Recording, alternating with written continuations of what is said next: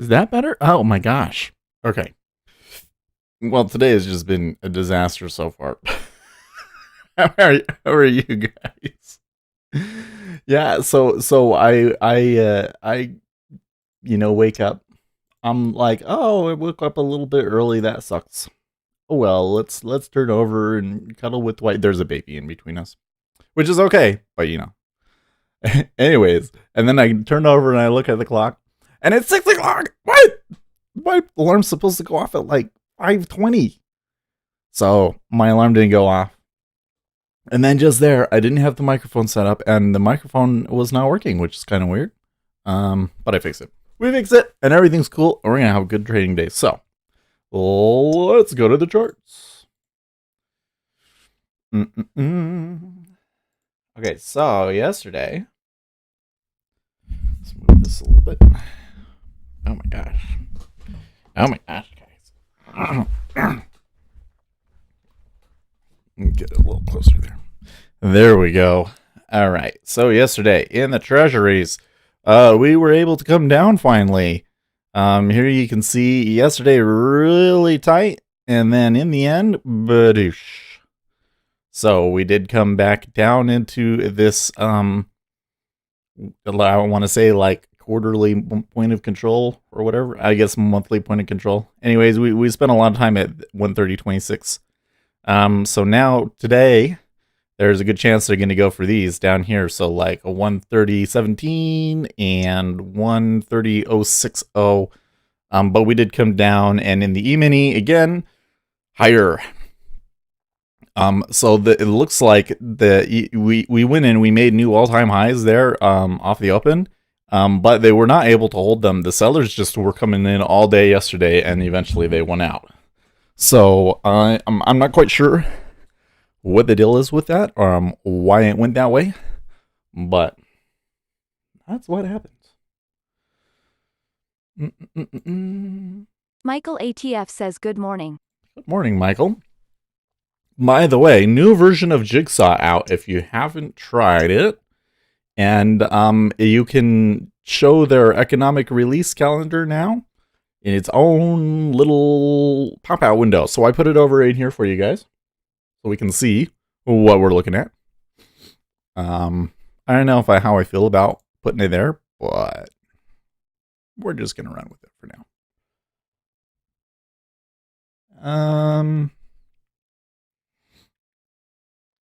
They did buy it a little bit on the open, but I don't know.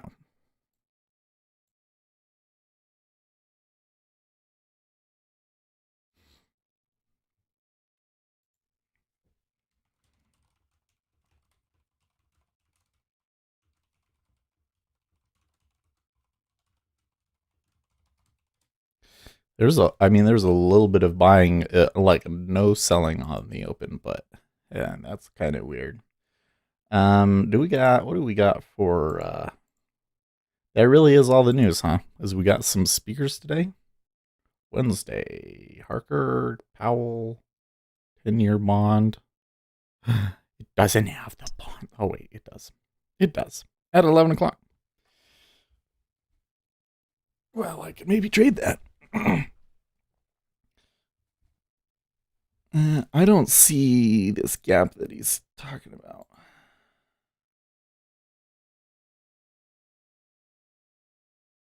Hmm.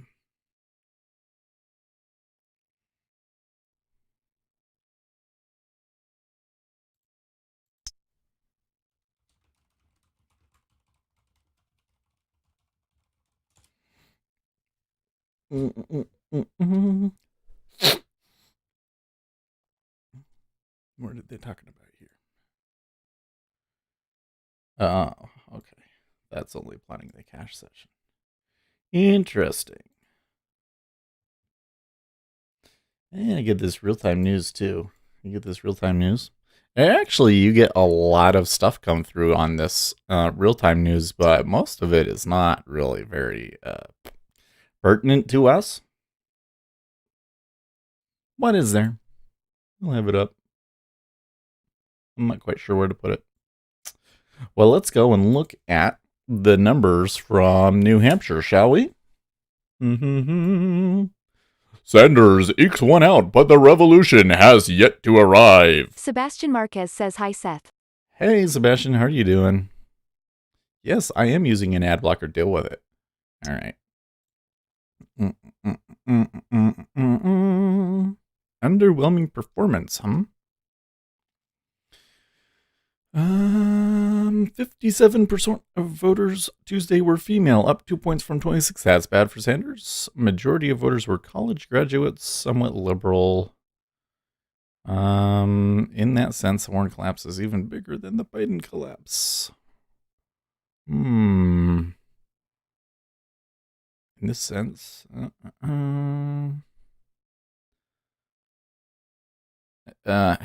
half of New Hampshire voters decided their choice in the final few days of the race, and 53% of those voters overwhelmingly supported the two candidates who dominated the headlines at the end, Pete Buttigieg and Amy Klobuchar.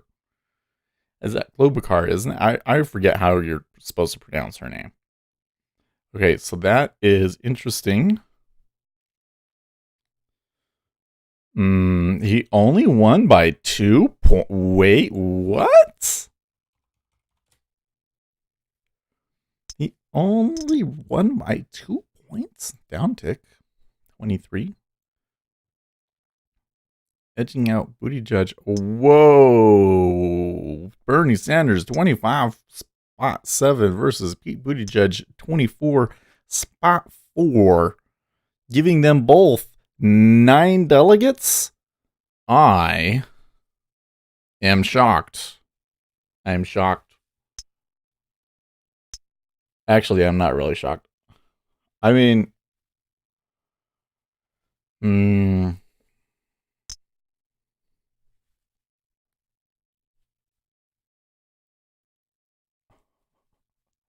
Uzi Knesset says shocked. Shocked. Aren't you shocked? Is Uzi? I'm not completely shocked, but let's look at what if Predicted is reacting to this. It's interesting that Klobuchar is edging up. Buttigieg is still 15%. He's edged out Joe Biden, so that's cool. I don't think that Michael Bloomberg stands a smidgen of a chance. There must be a whale of some sort. I don't understand what's going on, but there must be a whale or something that really thinks Michael Bloomberg is, or maybe it's Michael Bloomberg that thinks he's gonna, I don't know. Uzi Knesset says morning. Speaking of eked, I just eked a 4-tick short in ZB from 28 Really? to 24 lol. Oh wow, that was good. That was a good pick.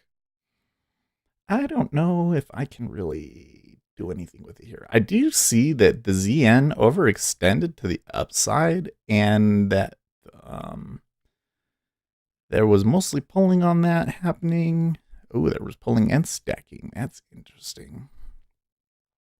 These histograms, if I can show you these right here.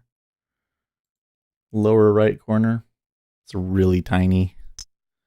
They're useful, but it's so close.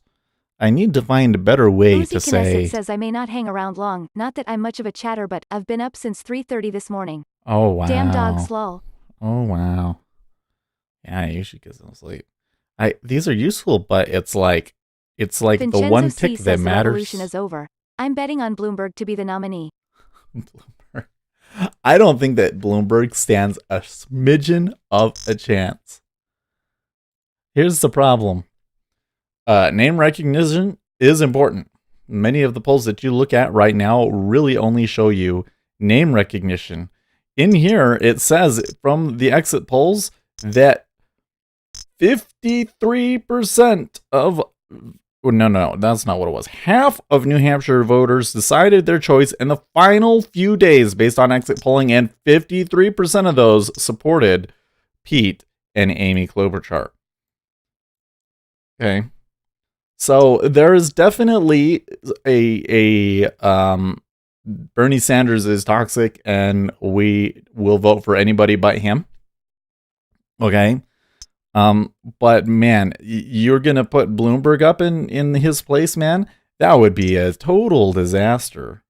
That would be a total disaster because nobody likes Michael Bloomberg. Come on, we've all known Michael Bloomberg has been in politics for quite some time. Remember Nanny Bloomberg? Nobody likes him. Nobody likes him. And he's basically trying to buy the nomination. It's antithetical to the Democrat Party. There is no way. There's no way. If Michael Bloomberg Vincenzo C says becomes that's the what they said about nominee, Napoleon. Jerry is awake says I think he's a bad choice, lol. if Michael Bloomberg becomes the nominee, the Democrat Party will implode because it's antithetical to everything the party stands for. Antithetical to everything the party stands for. 56.99 trade at 23.0 to make it go offer. I catch a sense that somebody wants to push this up, but we're like way too far away from those levels. Let's update our alerts. Yeah, your dogs kept you up all night, Uzi. That sucks. You know what? The baby was pretty good this night. My wife, she like drowned him in milk before we went to bed, and it seemed to have worked. And he's opening his eyes a little bit, which is fun. I still can't tell what color his eyes are, though. They're so dark. They look green to me, but nobody seems to agree with me. Okay. So E-mini is a little bit high. I don't know. I mean, I would rather go short. Uzi Knesset says well, they didn't keep me up all night but, like, they sleep in the room with us and I guess they drank their water dishes empty so they were thirsty and we got 2 other water bowls in the den lol. I don't know. Hong Kong Health Department Fox says confirmed 10-year coronavirus today. cases We rise could see a little 50. upward pressure for that window dressing for the auction. Yeah, that's a good point, John. Well, so somebody was just pointing out that there was an RTH gap. I don't know if that's. I've never noticed that to be a thing that they try and fill, but there was definitely people came out buying this morning.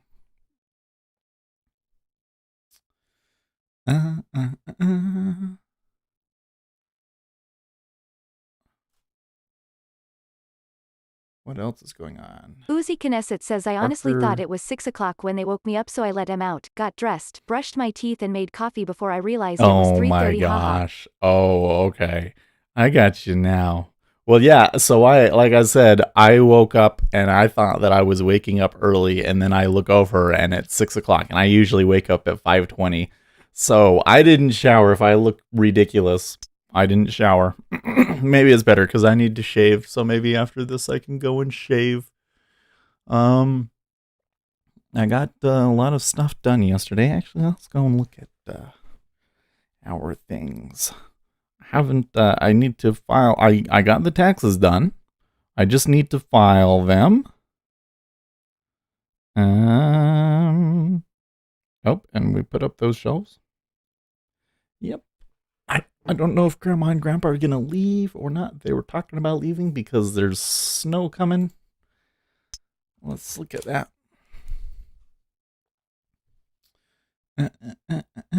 Weather. Sitting right here alongside. No, don't play that. Okay. Oh, well, it says 20% chance of showers. I don't know if that.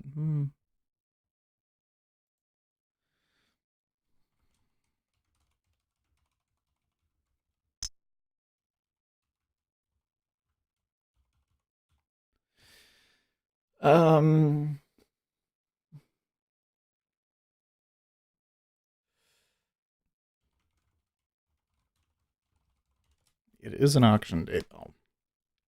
I mean, auction day does tend to put upward pressure on the bonds, but it tends to be a little bit closer to when it opens. Probably the E-mini is a more dominant factor at the moment. Now, the E-mini is off of yesterday's highs. Oh, we're pretty high though. We are pretty high though.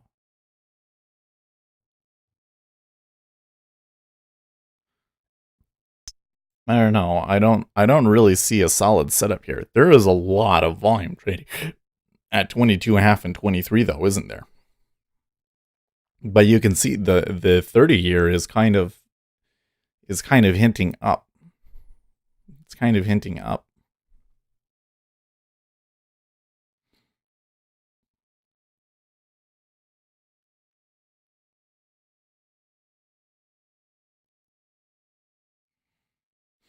And even the inside level 2 appears to be incredibly unhelpful. Cumulative delta is down though, so there is some selling. Okay, so they sold 22.5 there. It took 38, almost 4K to do it. Don't know.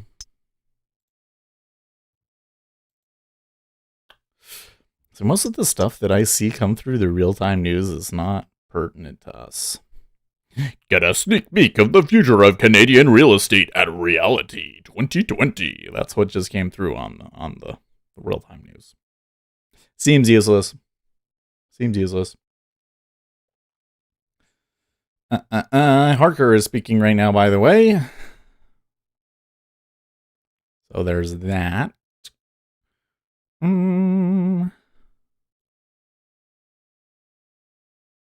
Keeps going. I don't know what's going to happen. By the way, this right here. Oh, man.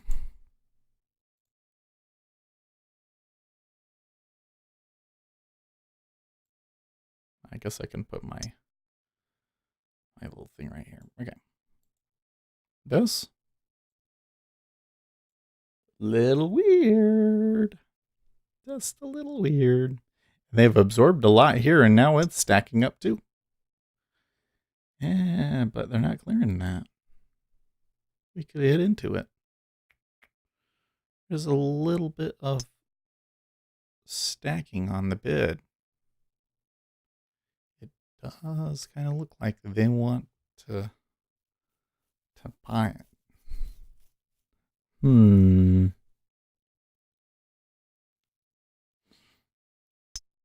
Bernie Sanders has a simple South Carolina message. Racist voter suppression hurts low-income whites and blacks by enabling elections to oppose a living wage in healthcare. Stop the powers that be from using racism to sow division. Let's build a coalition, black and white, for economic justice.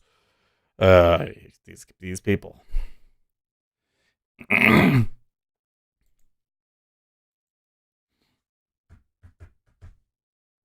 This whole thing that, like,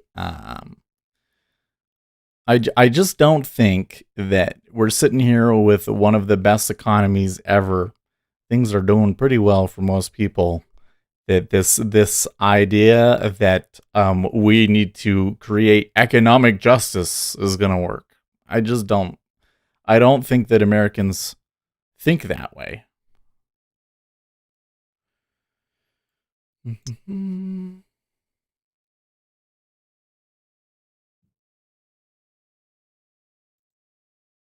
You can get $50 off of the purchase of the market making manual over at Day Trader. That's like $50 off of $1,000 or something, though, right?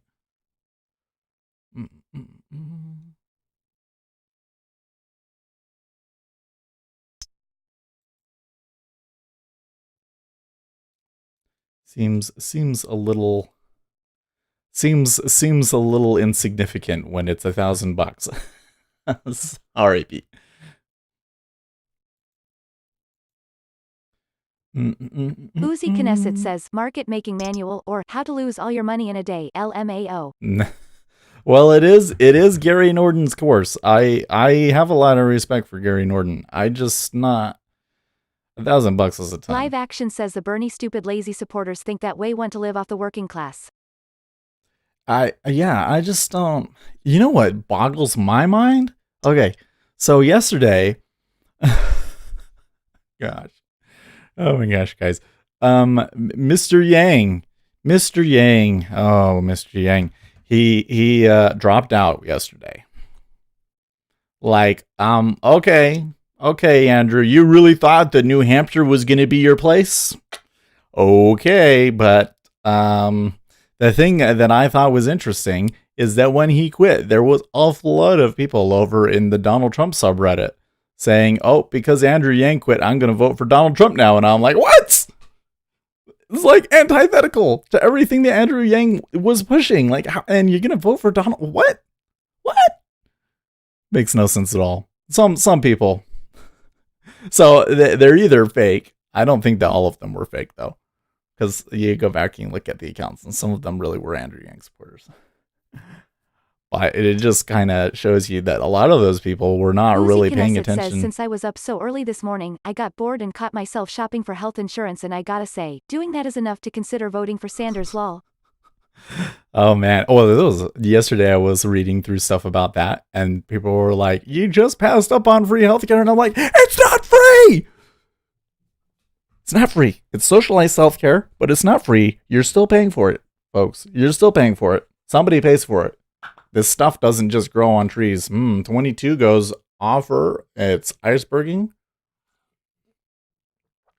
I almost dropped water all over myself.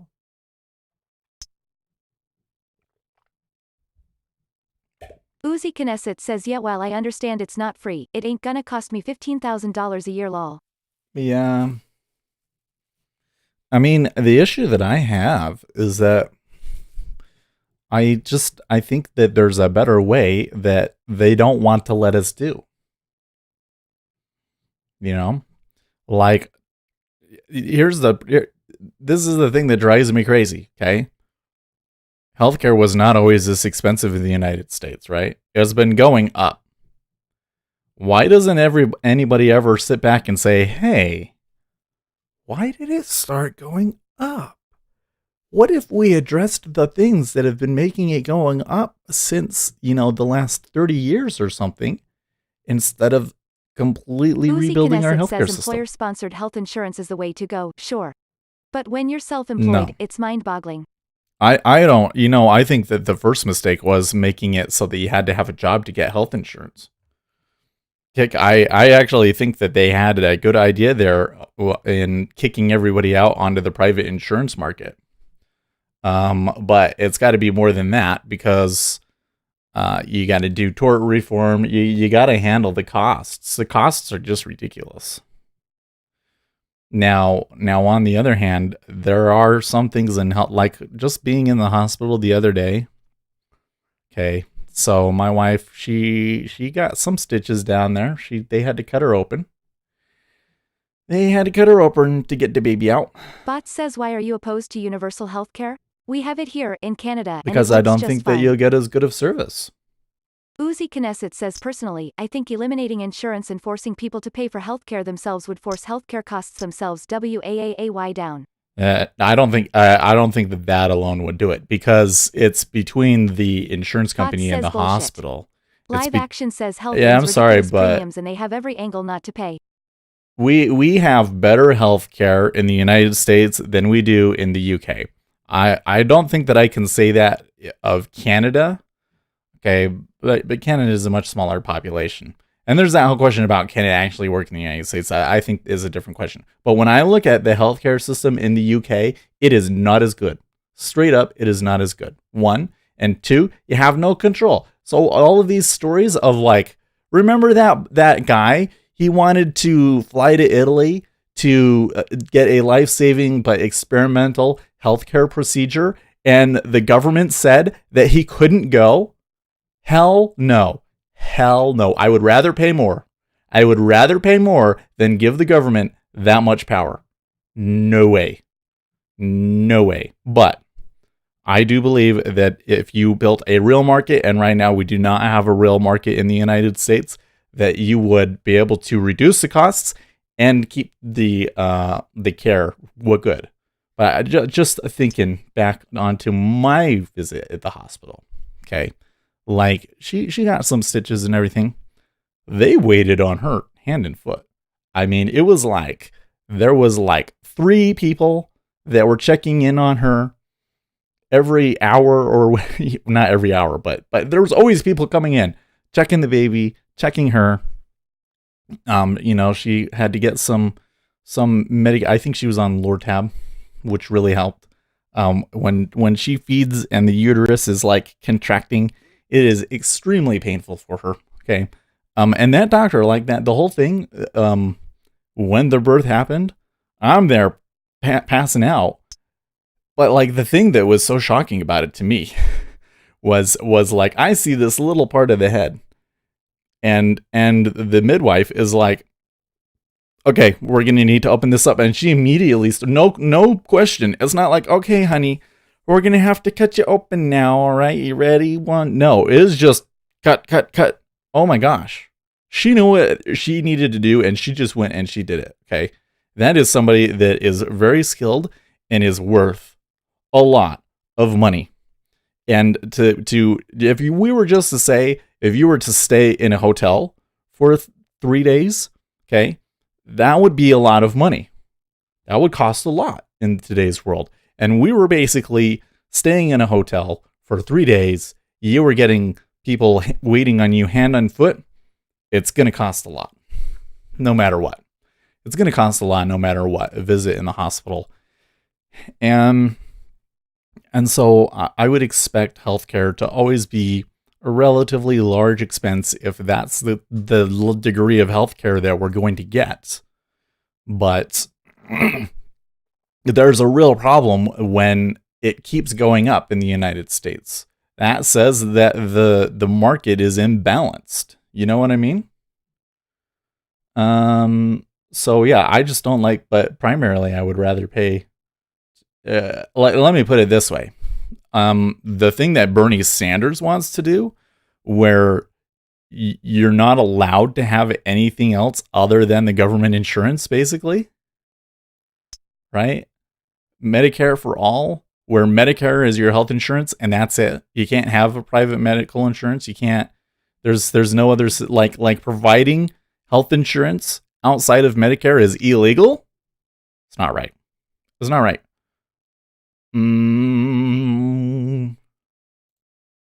Bots says you equate good service to paying a private company a premium for their service rather than having it supplied to you through a tax-funded program. Bots says my daughter, who lives in South Carolina, had to decide last year between having a baby or having a surgery for her husband based on your version of What? That makes no sense. Makes no sense to me. So, well, I mean, on my insurance, that would make no sense because on my insurance, you have to pay, like a deductible. And then once you've paid the deductible, everything else after that is like 20% coinsurance. And then there is a maximum out of pocket. And then after that, everything is paid for. And so for me, because we've had the baby, there are things that I will probably do later this year because I've already met the out of pocket from the baby. So that doesn't necessarily make sense to me. I have to say, because my mom's from Canada, but they're from Calgary, so they're kind of more conservative. I see my family complain about Canadian healthcare to some degree, but I don't think that it's that what they say makes it sound awful to me, not compared to what I hear in the UK. So that says to me that probably socialized healthcare could be okay. I just think that it can be done better than that. They did not have enough coverage for both in the same year, and they both worked full-time jobs? They must... I would say, John, that they either don't understand their insurance or they have really awful insurance, man. Because there's like 3 types of plans, right? There's the and man, I'm not as familiar with the healthcare side as I am the Medicare side.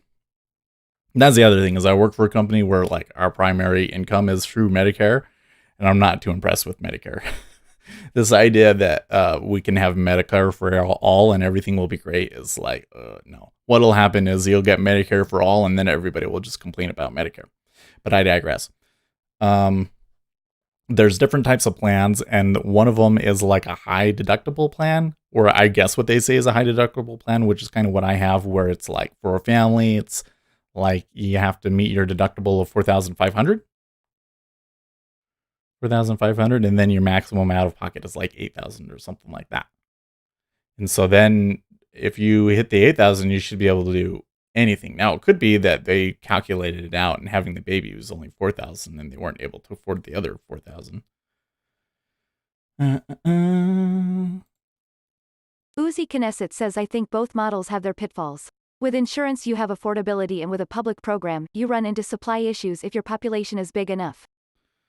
Yeah, well, yeah, I do hear things about supply issues.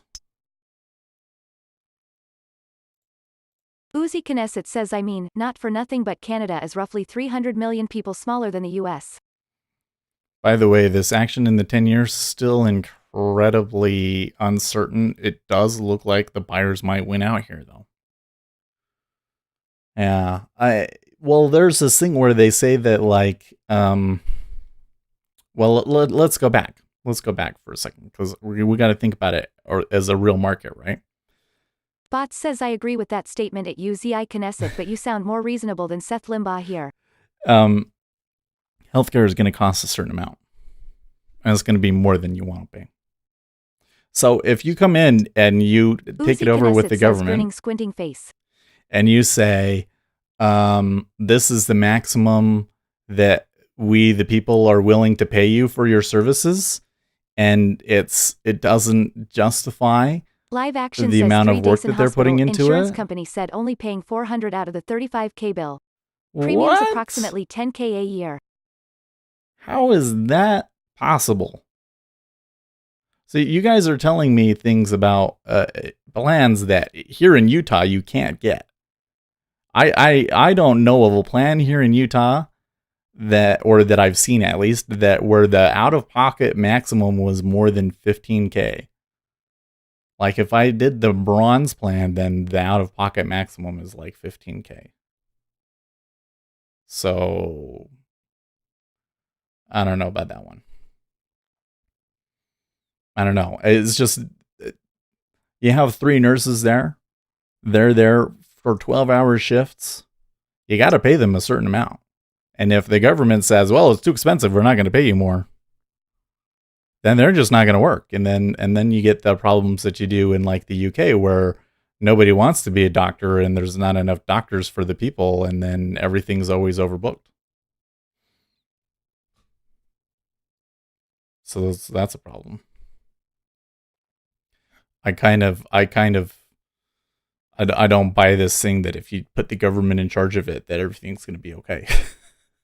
It just doesn't work that way. Bots says if an MRI costs $5,000, it doesn't matter who's paying for it. The price is the same and so are the results. Well, I don't think that an MRI is worth $5,000.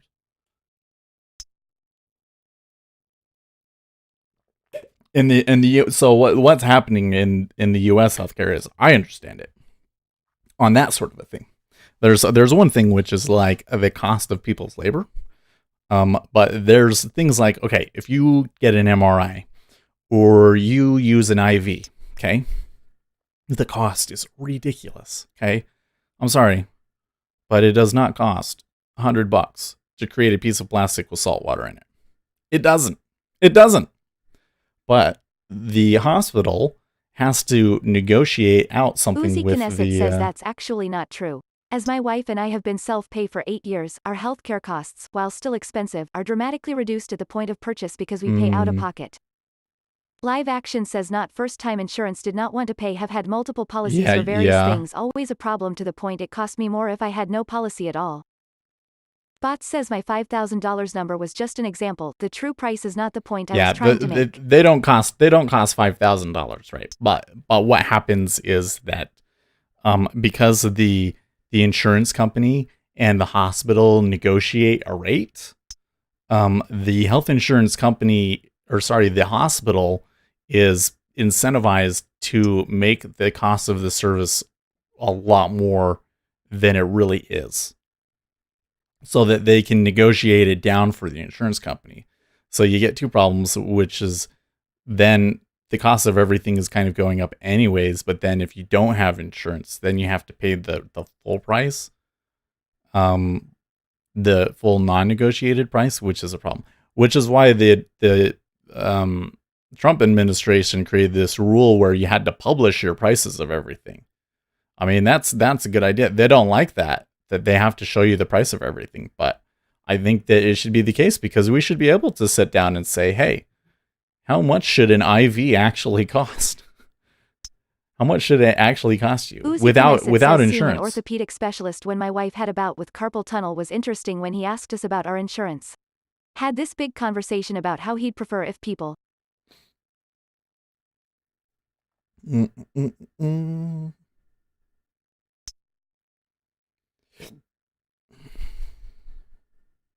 Live Action says talk to welfare recipients on their healthcare and then tell me you want run healthcare. Uzi Knesset says had to pay for it themselves. It was $250 to see him with insurance. It was $90 to pay ourselves. Oh, really? Well, Burning Dawn says I had a hospital bill for a little over $10K a couple years ago. They agreed to $1,800. The bill they send you is always a pipe dream they hope you're dumb enough to pay. Oh, you think so? Well, we'll see what happens when I get my bill. It's not going to be cheap. It's not going to be cheap. I think that my tax return and what I normally get for a bonus, although the company had some little issues this year, so that might not be quite so amazing. But I believe that that's going to pay for everything. And then whatever don't, I think that we can just pay out over time, and it won't be a big deal. But it's going to be a lot. I mean, so like just for example, Uzi Knesset says if you don't have insurance, and I don't know how it is for hospitals, but for PCPs and specialists it's like this, they disclose their prices to you so you can shop their services. Duper's Delight says good morning. Thanks for streaming. Thank you, and Dupers. Taxation is violent theft. Bots says I think where your healthcare system is different than ours is the result of the lobbying by the drug and or the technology manufacturers. Well, you're going to get me distracted by drugs. Let's just talk about, so when we did Live the Action ECV, says only difference between communism and socialism, one by force, one by vote. we look at our ECV, okay, we go in there, they give her anesthesia, so she did a spinal blocker and an epidural, and then they pushed on her stomach. So they do that to relax the muscles down there, and then they push on her stomach to flip the baby to the correct position. And then we're there for, we wait until she can walk again. Okay. 6 hours, $3,500 for that procedure. Now, tell me, was it really cost $3,500? What was the actual cost of the hospital on that? Okay. Nurse already splitting her time against a bunch of patients. She doesn't really need to visit my wife. So, and then the cost of the drugs that they put her on is maybe a few hundred. I just don't see how you go up and you get $3,500 out of that, right? They are charging more than it's worth because it's not a real market right now. It's like I can't sit down and say, oh, well, here at LDS Hospital, it's going to be $3,500. But if I go over to Primary Children's Hospital, it'll only be $1,500. So I'm going to go over there. You can't really do that. Now they show you the prices for stuff, but there's not really a system where I can go in and I can say, okay, here's like all of the things that are going to be used during my procedure and how much it's going to cost. And I can't pick anyways, because on my insurance, the insurance has a deal with the specific hospital. And so I can only go to the hospitals that they have the deal with. And so it's not a real market. That's the problem. That's the problem here.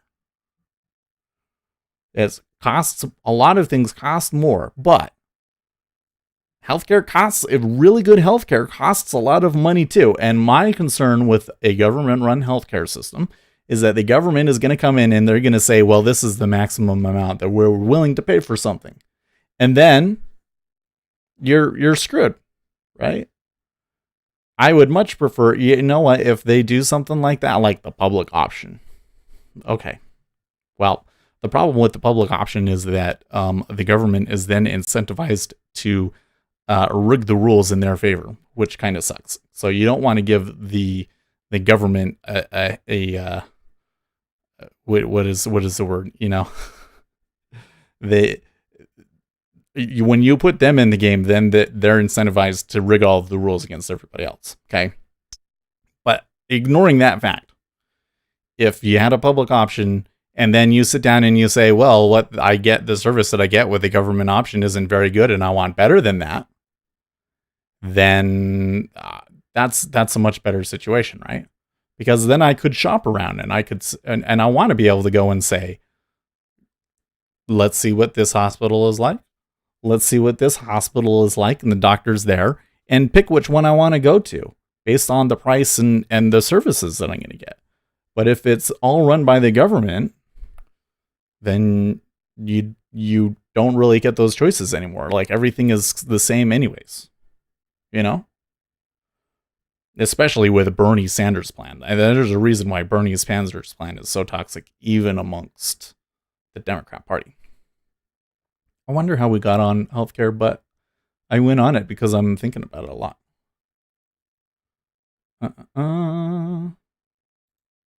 Bots says my point is here in Canada you would not have even seen that bill, or the one for the delivery and the weekend stay you just had. You still paid for it, right? Algo Lover says 8:11 a.m. Algo Lover S. If buyers sustain their bid above 3,366.50, then 3,375 target. If 66.50 fails before that target trades, then anticipate deeper pullback. Nerd face. Okay, so those numbers make Algo sense Lover to me. says ZN below 130, 280 targets 130, 165. However, they may offer a bounce. Squeeze for better short entry. Thinking face. Algo Lover says HAGD. Thumbs up. Bot says why would you say that? You still pay for it. You're paying for it in your taxes, right? The money doesn't just magically appear. You can't just force labor on people and not pay them. Right? It still costs a certain amount to the aggregate economy. Right? So the problem in the United States, if we went over to a socialized healthcare system, of course it is. Yeah. But so what? So just with the United States' specific situation, if you went over to a socialized healthcare system, that would be the problem. Is that the cost is still too high, and we would still be paying. Says what isn't funded through taxation? We would still be paying more on healthcare as a percentage of our economy compared to other countries without further reforms that reduce the cost of things. Because if the hospital just comes in and says, well, this is our price, and then the government just straight up pays it, right? That's not going to work. So what do they have to do? They have to implement laws where the government chooses what they're going to pay for says things. We pay more because there's more of us, lol. I don't think that we pay more just because there's more of us. Part of it is that we don't have a very good market, and the market has incentivized the prices to spiral out of control. But also, part of it is that you get better care. We have good care in the United States. I'm just saying, and this goes back to my original point, which is, okay, healthcare in the United States, it wasn't always like this. Okay, like we built modern medicine here in North America, right? How many innovations and breakthroughs have occurred in the United States that has seen your school system and your prison system privatized? I don't really have any thoughts on that, but you're changing the subject. Why is it that so many of those innovations happen in the United States? And I tell you, they wouldn't have happened under under the system that the UK has. Action says Trump's new bill forcing hospitals to post costs will help bring costs down. I hope so. I have seen insurance company billed quadruple, 4 times out of pocket paid for same service. Oh, that's ridiculous. Live action. It's not a real market. I mean, the problem is, here's one thing is we say that that our current healthcare system doesn't work well. Then let us fix our current healthcare system before we make it illegal. You know what I mean? Because there was a time in United States history where our healthcare system did work quite well, and it was the best in the world, and we developed many great innovations in order to make it that way. And it's only been the past 30 years, frankly, since they've wanted to try and make things a socialized healthcare, they've been undermining it. I would have been really interested to see if the healthcare proposals that Republicans were putting out before Obama got in, where everybody got kicked out into the private healthcare market, You were all, it was, how was it? The incentive that companies were Duperstolite getting. says anthropogenic global warming is just a racket caused by government grants. Oh man, you're trying to CO2 like levels really lag distract behind me warmth. today, guys. The right now companies get a tax break, and so they were going to give that tax break to individuals to encourage everybody to go out and buy their own private insurance, and then they were going to allow you to buy insurance across state lines, and then Bot says you're fearmongering would be again, a big- Seth. Let's discuss trading and cut the politics. that would be a different I want to see how that would work, because I think that a free market can work. But what's happened is Live they've Action ruined says the watch free Russell market. flirting with yesterday high looks like strongest of bunch for now. I don't want to touch it yet. The E-mini looks strong, right? But I'm a little concerned about if they open too high. Like Alga Lover was saying 75, right? So like what happens if they tag 75 before they open?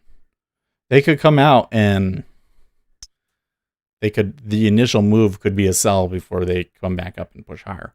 And then he was also pointing out that below 28 means treasuries down, but the treasuries are moving up and we're getting a bounce. And it's been really, really tight in the treasuries, but they haven't been able to break up above 24.5. So, yeah. And where am I fear-mongering? Come on, John. Come on. Anyways, I think we were talking about it because of Bernie Sanders, right? I don't think that the American public is going to go for a fully socialized healthcare system. Like that's one of the really big. That's going to be one of the things that really holds Bernie Sanders back. IQ says right on lol.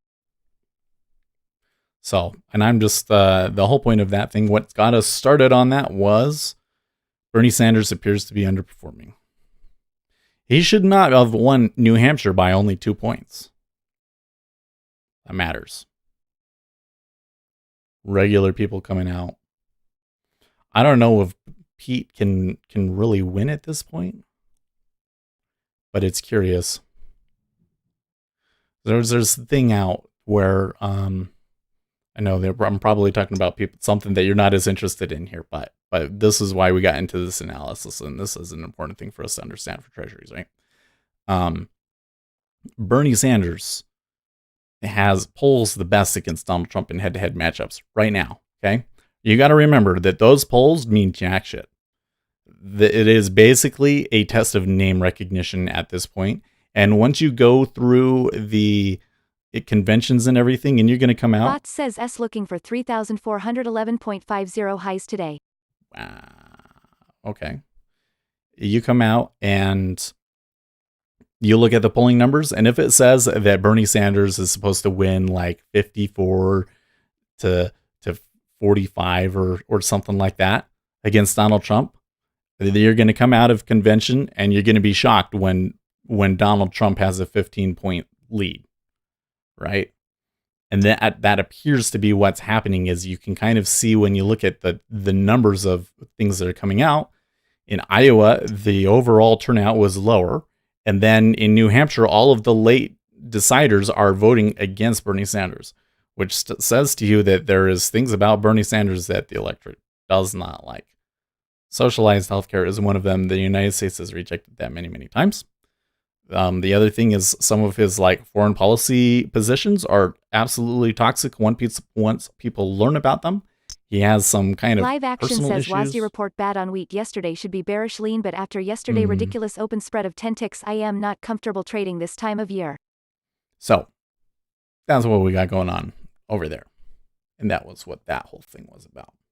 And global warming dupers, we talked about that yesterday. I'm not an expert on global warming. I am a global. What is the word? What is the word? Where you say it doesn't matter. Forget the agnostic. I am global warming agnostic. If global warming is a thing, buy stocks that solve the problems. Duper's Delight says Tesla up 4.11% pre-market. Oh man, Tesla. Why do you? I find it. Why do you care about Tesla, dupers? I'm not attacking you. I'm just saying why you really want to be involved in that stock. Part of the reason why I like to trade treasuries is because I don't want to have to deal with that kind of nonsense that like what goes on in stocks, where something gets pumped up super crazy and then dumped super crazy. 24.5 is bull bear zone low. I don't know why all of my bull bear zone levels don't all work out. You know what? That would be a good thing to look at right now because I just don't see a trade. I just don't see a trade, guys. Indicators, export levels. Okay. Bots says you could cut CO2 emissions by 10% if you stopped all of this Politico banter of yours in the mornings. Hey, man, some people like the political banter, John. That's the thing. People like to talk about politics, and it's an important thing for us to talk about. And part of it is just the personality. Like, even if you don't agree with me, hopefully we're doing this in a way in which it's still engaging. I mean, you guys were arguing with me. It's RJ great. Wheel says I'm enjoying it. So don't poo-poo it. But, Duper's Delight says I'm a noob, so I'm attracted to the idea that Tesla is either entering a bull pennant or will reach 1K. Or both. Oh man, here's the problem with a stock like Tesla, Dupers, is that you get these RJ whales Wheel coming says in. like button hit. Yeah, thank you, RJ. You get these whales that come into something, right? And you have a crowd. You have a kind of like an imbalance, like a severe imbalance with extremely perverse incentives. That kind of means that Live Action says Powell's speech in our 10-year auction lunchtime. That kind of leads to the crowd gets screwed over every time. So you sit down and you say, oh, I really think that Tesla is worth $1,000, and everybody else thinks that Tesla is worth $1,000, and then the whales crush it, and you get screwed, right? And it's almost like in some situations, they will just kind of sit and wait and see what the crowd does. Waits for the crowd to over position themselves and then hit it hard. So that's why I don't really like those. Does that make sense? So it's like if you know that you're against the crowd and you have like a really good theory about what the fundamental value of it is, and you have a good setup, then I suppose you can take it. But can you really do that in Tesla right now? No, it's like it's Live going Action to move says around like the everywhere. Dutch tulip story. Yeah, it's like the Dutch. Yeah, so just remember that like 80 to 90% of people lose money in bubbles. There's a reason that statistic works out. You don't think that people are coming in there and trying to be smarter than everybody else and just pull some money out and get out quick? They're all trying to do that. And they all lose. Because it's based on momentum. And how do you make money in momentum? You be with the crowd. But if the crowd gets screwed over in the end, you're going to lose money. The only people that make money are the people that were in there to begin with and got out at the top. So, if you didn't buy Tesla way back 6 months ago when it was like getting crushed, then I say stay away. Stay away. Likewise, if we're in treasuries and we're having a huge 16-tick move up, you might want to think twice about buying it up there at the top because they're going to take profits. Says I agree with your point. Makes sense. Cool. Okay, so I don't understand why I don't get the opening range or the bull bear zone high. Bull bear high H of 0 is BBZH. Bot says I don't disagree with your political preferences. We live in countries where you're entitled to your political opinion. What I am opposed to is how you are against an opinion that differs from your own. Well, I mean, wait, what? Hold on, I don't agree with your political preferences. Well, I have a certain political opinion about it, right? My opinion is that a free market will always work better than a government-run market. And that will be true in healthcare as any other market. It's just that right now, the market that we have in the United States is not truly a free market. That's my opinion. And so government-run healthcare, I guess, can work, Live but I don't action think it'll says be as ditto. good. And I say that in the United States, we should work to fix the market, the imbalances in the healthcare market, so that it's a true free market again, like it used to be. Duper's Delight says not really, he's open to debate. Yeah.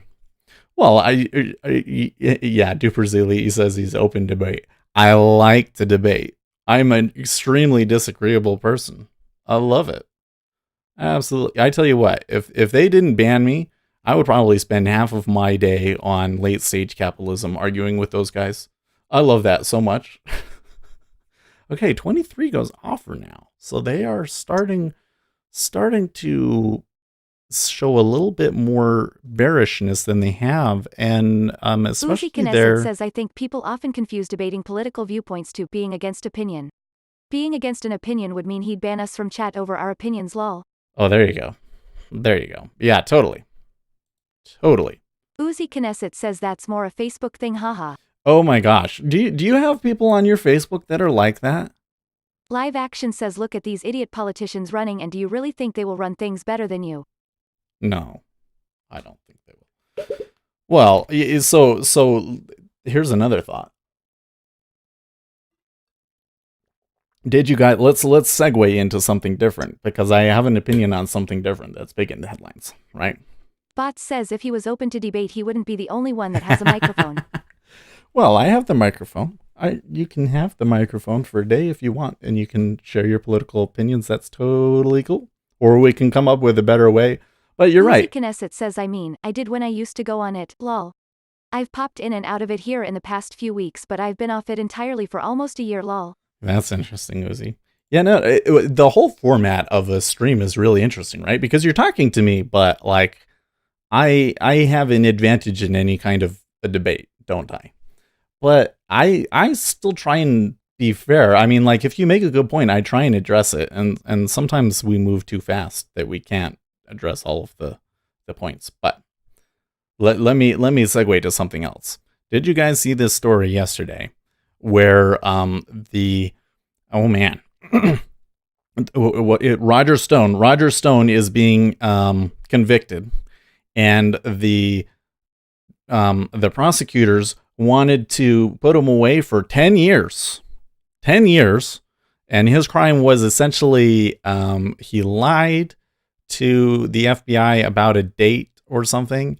And then he kind of did witness intimidation. I say kind of because I don't think in his mind he was thinking like, oh, I'm going to intimidate witnesses. But it definitely, based on what I remember, and I don't remember the exact details, it was definitely witness intimidation, right? 10 years for that, though. I could not believe it, especially when there's like no underlying crime. 10 years.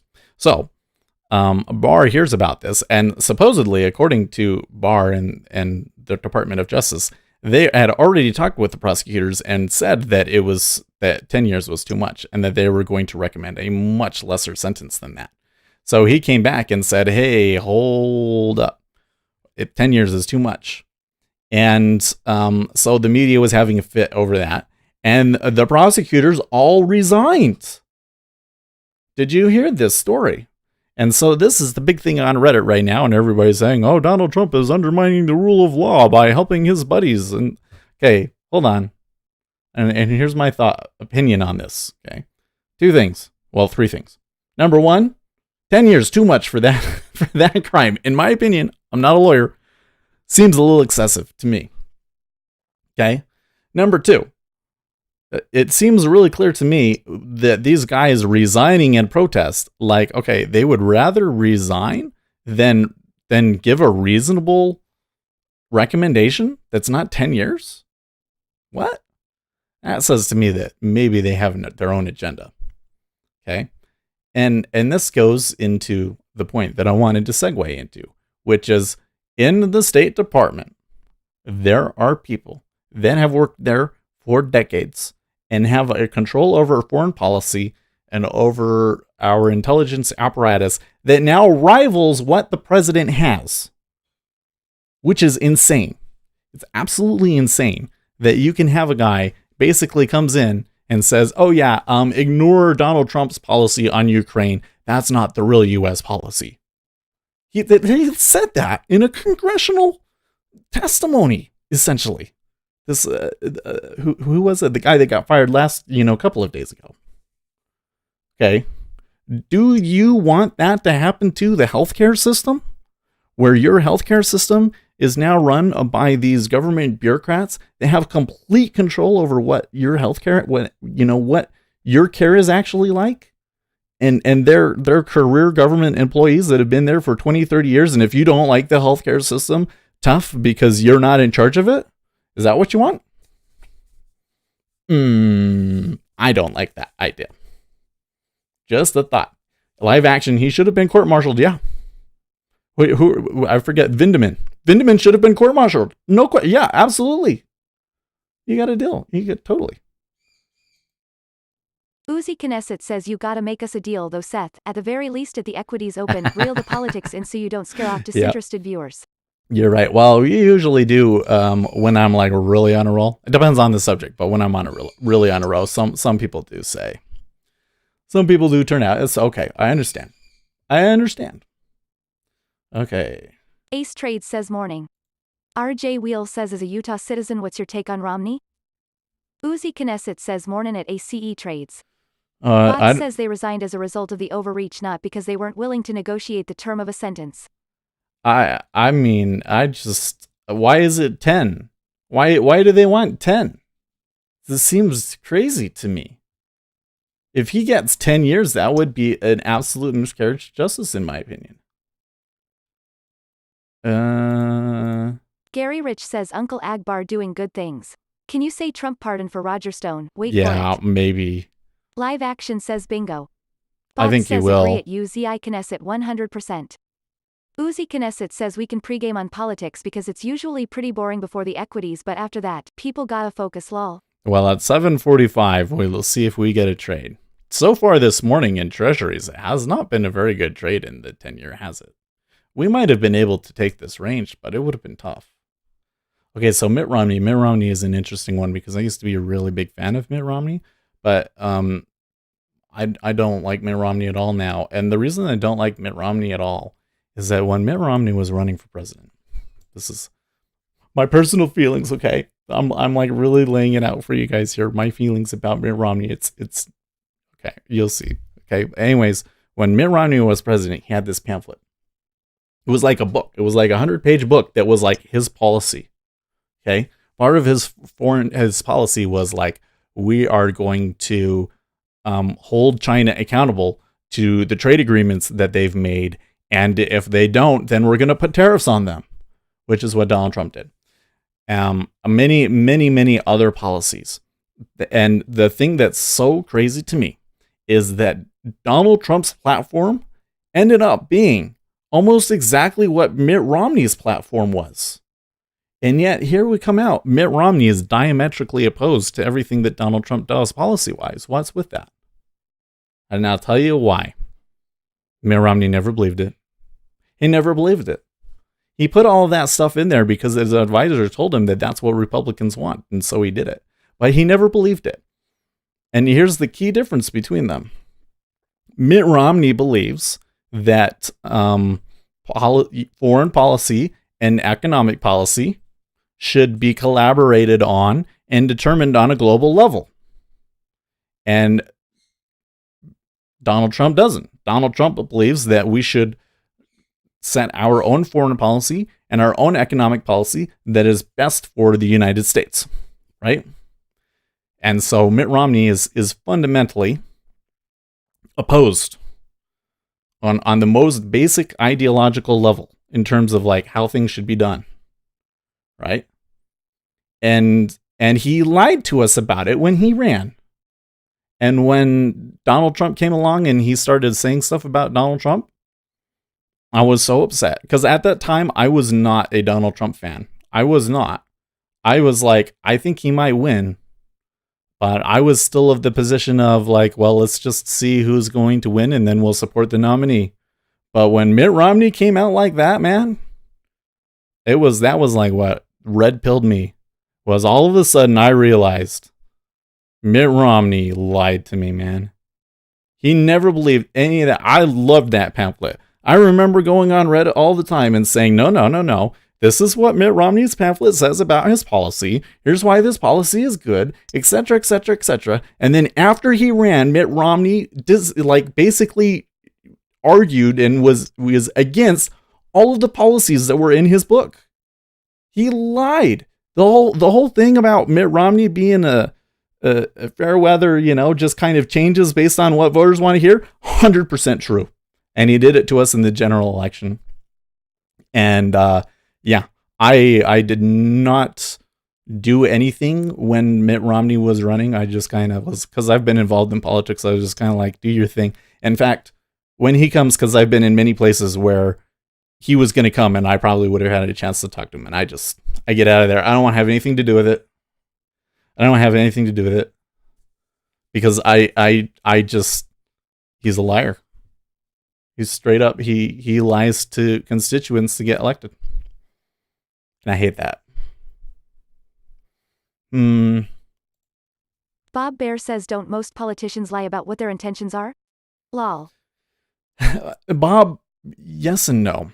I think that the truth is that most politicians are not knowledgeable enough about the decisions that they're going to make when they're in office until they are in office.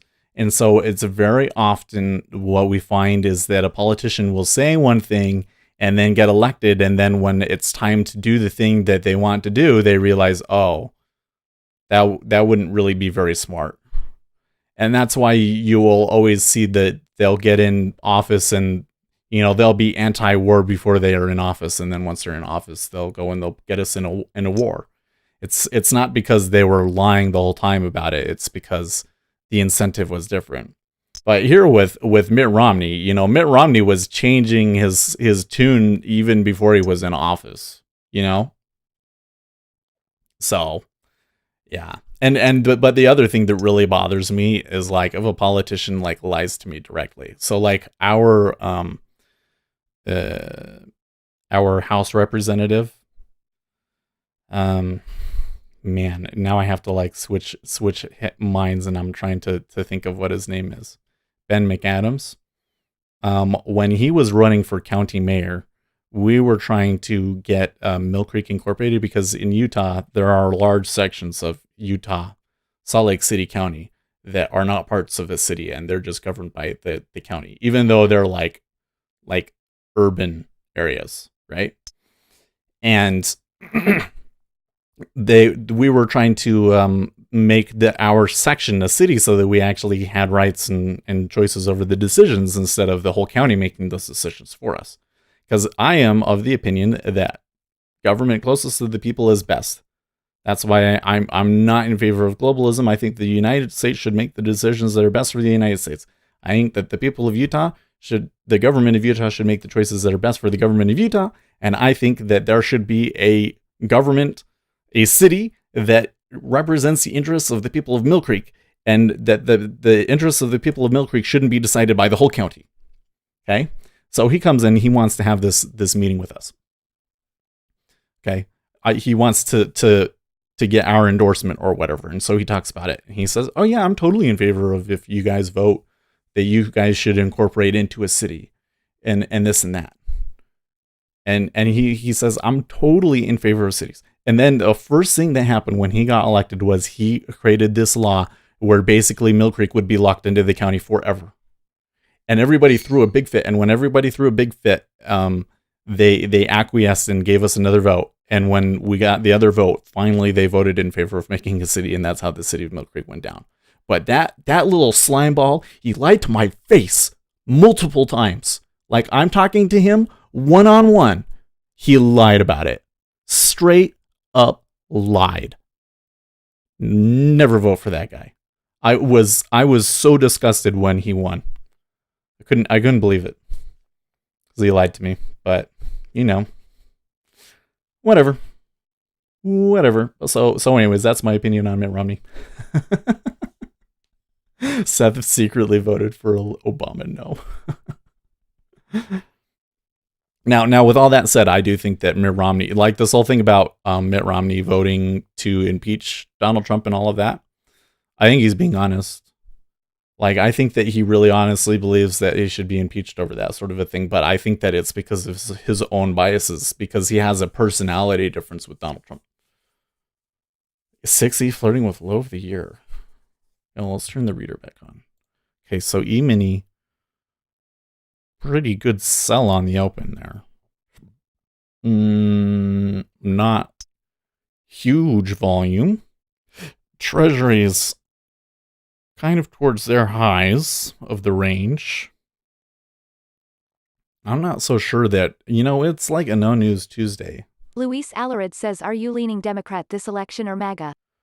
Well, I'm probably going to vote for Donald Trump, but that doesn't mean that I'm happy about everything that Donald Trump does. But I'm a Republican, and I definitely don't want Bernie Sanders. Duper's Delight says, my research shows that many politicians are blackmailed doing things you wouldn't believe. Maybe. Okay, they're pushing. The open was at 33.72.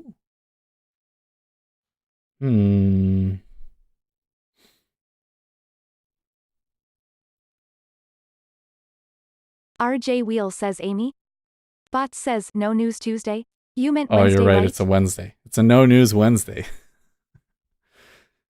Even on a no news Wednesday, I don't know. Okay, so they're the E-mini pushing higher. Previous Luis high was Alarid says 33.74. Democrats are going for the throat of Wall Streeters. Oh yeah, I just in my mind, I would rather go up against a Bernie Sanders. Live Action says politician get taste of their own medicine. Gary Rich says at Ace, please help Sansei San, Grasshopper needs help with DOS signals. I bow to greatness. Stonks, Uzi there's Knesset says Stunk portfolio 33.75. is off to a strong start today. There's your Bot target. says don't typically have 10-year auctions on a Tuesday.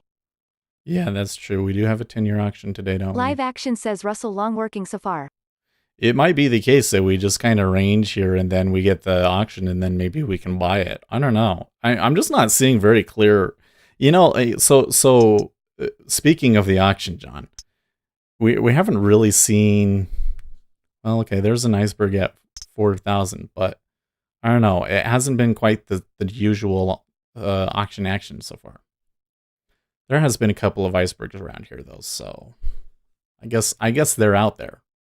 But it doesn't look like they have a reason to trade. Bot says 3,381.50 is 50% extension target for the ES. Well, pretty good green bar there, but I'm seeing stuff that says to me I can't just buy that one. Plus, we want to wait until like 7:45 anyways, right? Anyways, from a Republican perspective and a free market advocate, I would rather see Bernie Sanders win the nomination and then get destroyed in the general election so that we can say once and for all, okay, Americans aren't going to accept socialism, that Americans still believe in free market economies. Uzi Knesset says saw an article the other day about how BTC will hit 30K before the DJIA. YM looks like it wants to argue that lol. Oh yeah, I saw that the other day. It was Tommy Lee thinks that they're going to hit 30K this year, right? He's been so wrong so many times though on Bitcoin. I can't believe they still put that guy on television. Whatever. Where is Bitcoin today, by the way? 10.5. Oh, they had an okay overnight move. They had an okay overnight move. There was a pretty ugly sell on the 9th. I don't know. Uzi Knesset says I'm old enough to remember Bitcoin 200K this year, lol. The Bitcoin is almost into like almost. I mean like Gary seriously. Rich says it live these ranges are very tight in all of them.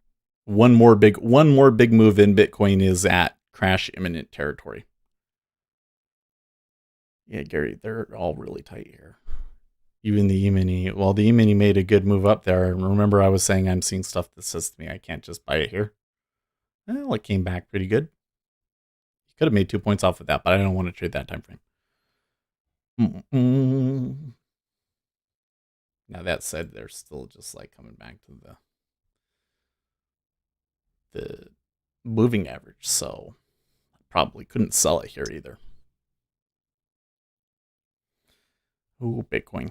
Shouldn't have made me think about Bitcoin, because I just keep thinking like it's all a giant scam, man.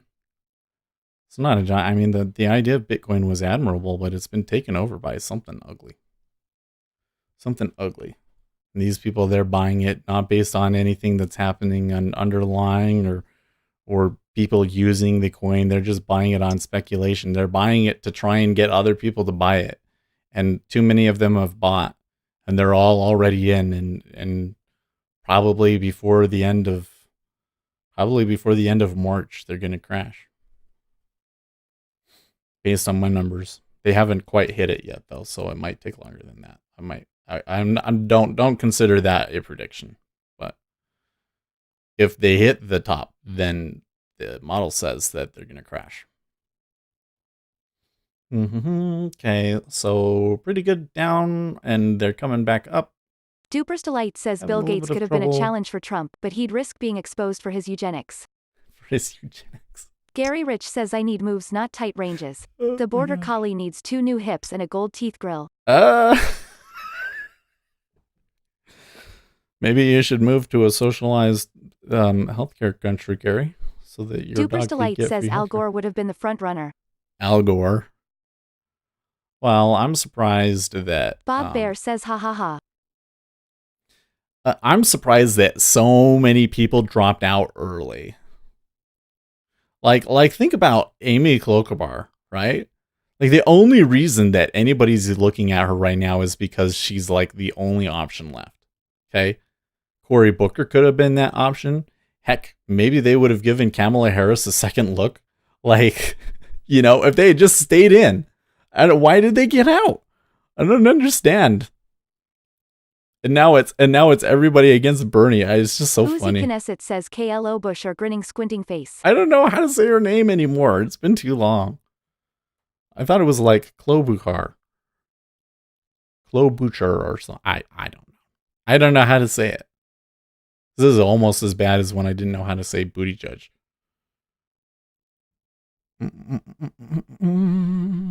By the way, Bob Bayer, new name, love the profile icon. 76. Well, it looks like that they're going to try and stop them out for another run higher.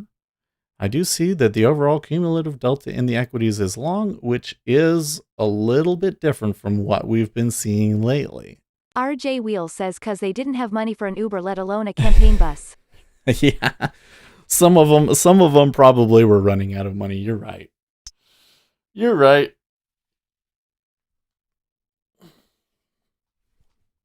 You know what? I'm probably a little more impulsive today than I normally would be because I woke up late and didn't have my full shower and didn't have time to get my Straterra going and stuff.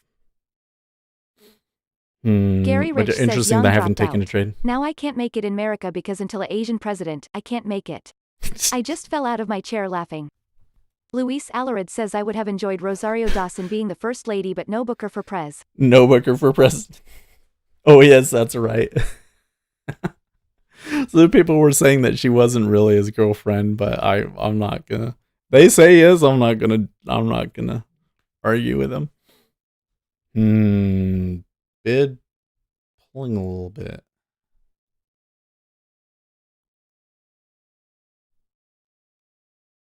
It was 3,000 and now it's 25. RJ Wheel says still more than the offer. Duper's Delight says without using the deep stadias. The deep stadias? Is that what it is? Is there like a stadium, kind of like in The Rise of Skywalker? You know, the Sith Stadium at the end? Is there like one of those for the globalists? Is that how this works? Did Dupers, the elite, just spill the beans? Oh man. Okay, that's a lot of volume. Well, I don't want to say a lot, but a decent amount of distribution around 3376 in the E-mini. That last bar ends up being an inside bar. I think you have to treat that bar as that it possibly goes higher. Don't like the price. 10-year tick down and the offer stacked Duper's Delight pretty says without hard. using the deep state as a political indicator, what politicians do seemingly makes no sense. It depends. I really think that as of late, that the one of the dominant forces in politics that people, what is the word? I don't think that people realize how big of a deal this is, but Nancy Pelosi's control over the House of Representatives has been extremely. That's why nothing's getting done. So you see a lot of like things make no sense. Get rid of some of the leaders. Get rid of Nancy Pelosi. Just get rid of her alone. I think you'd see a very big difference in the United States politics because she's the one that's so antagonistic, man. She's the one that the House of Representatives can't get anything done. So the House of Representatives is supposed to be a place where, if you have something that is kind of bipartisan, you'll get it through even though there might be strong opposition to it. Like a tort reform bill or even better, a family leave. Gary Rich says I'm the new program. recruiter for Illuminati. Taking applications for SpaceX to the Death Star. Who's in? Oh, Gary, he might not be lying. I could see that on Gary. I could. Is that what he's doing? Is he's trying to groom me for the Illuminati?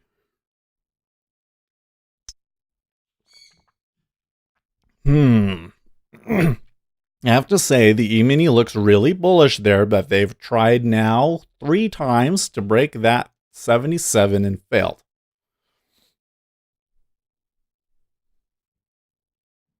Bob Bear says Starman has the answers. The problem is he's floating in space right now. They traded Uzi Knesset 5K says Illuminati. Illuminati. Oh, guys. I think the E-mini might turn down here. I don't think that I can take one in this spot because I think that the chances of them coming back up to 76 are pretty high. But I'm really starting to get the impression that they're gonna try and wash out all of these longs. This is the first time that I've seen in a while where they went long on after the first 2 impulses or so.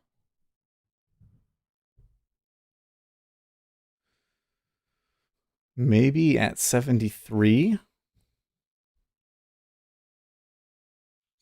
You're picking, I don't know. I wonder if Ace has a trade around here. I'm thinking about it.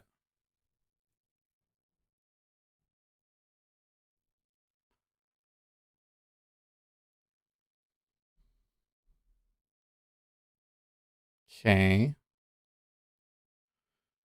Treasury's still not really telling me anything, although they're going back and forth there quite a bit at 22.5.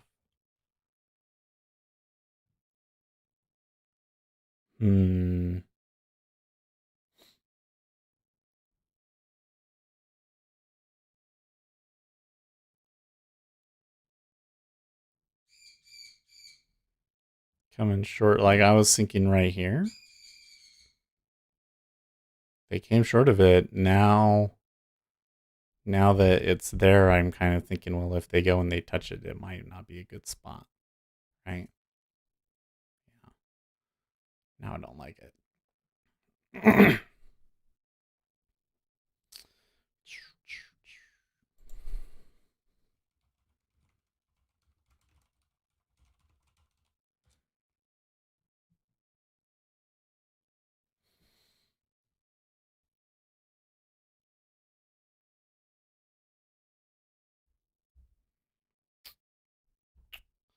Overall, throughout all of this move in the Sebastian morning, Marquez says it is not very clear where they want to go before the FED speech. yeah, we should keep an eye on that. in the 10-year treasury, it is overall selling, but they've held it. That might be hedgers for the auction buying it, and that's what's holding price. Okay, so there's 74. Oh, maybe it's 75.25? 75.25. Yeah. I'm not going to touch it.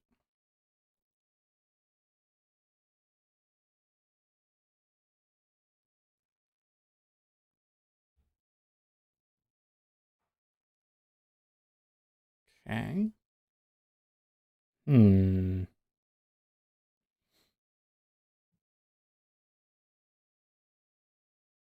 The cumulative delta on that pullback came back pretty far. Came back pretty far. You think? I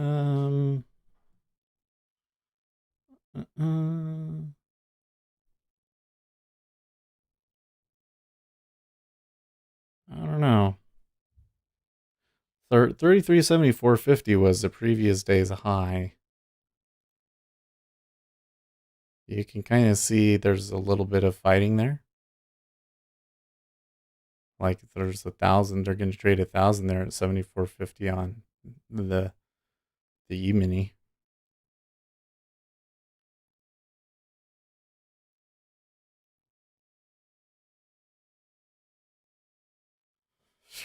They didn't quite do it.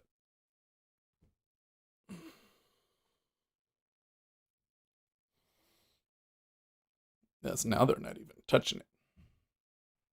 Okay. Yeah, maybe 8. Okay. Push through. Somebody puked.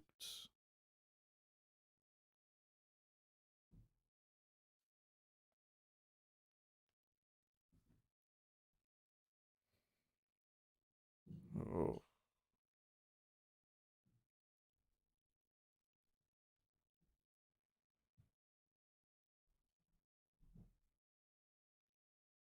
Look at that. Offer at 23.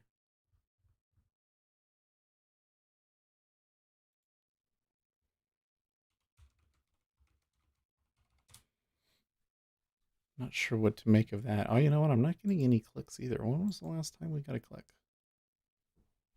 5 minutes ago? Uh,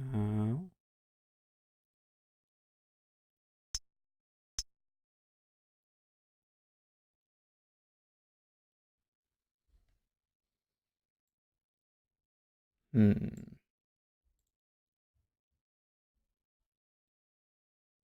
Live Action says I have a friend that's been trading only NQ for 20 years. Have to give him credit. It's driving me nuts, this am.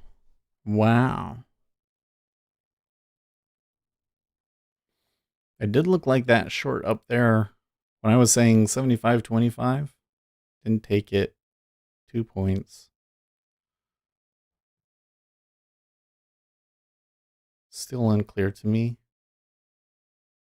that we did break the Hey bottom Jude side. 2109 says at what time is Powell's speech? So he speaks at the top of the hour. Well, he doesn't speak. He will continue to answer questions. I would be careful about RJ expecting too Wheel much from says that. 10 East. The questions that they were asking him yesterday were pretty embarrassing, and overall, I would say the thing wasn't worth the time. But yeah, 10 minutes. Live Action says 10 minutes. Mm-hmm.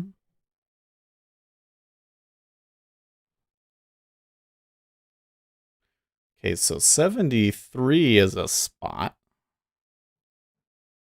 Did you see that 1705 that traded there? Stop it. Now they're breaking through it.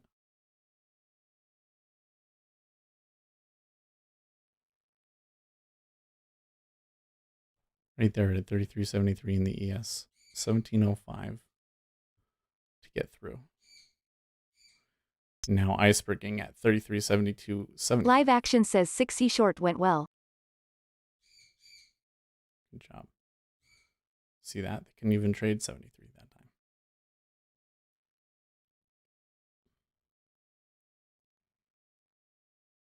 So we're kind of running into an area where the E-mini might go negative here. It looks like all of the longs are getting washed out.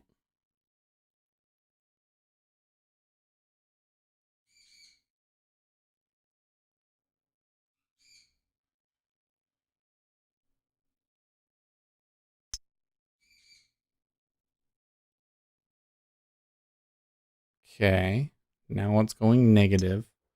I'm a little skeptical here just because Duper's it's Delight says Sprint not yesterday uncommon. over 70%. It's not uncommon for them to go negative for a bar or two and then regain it. So I'm going to kind of hold off here. Treasury definitely moving interestingly. Also looking at these bars. Quite a bit of pulling on that down move. Some ugly stops.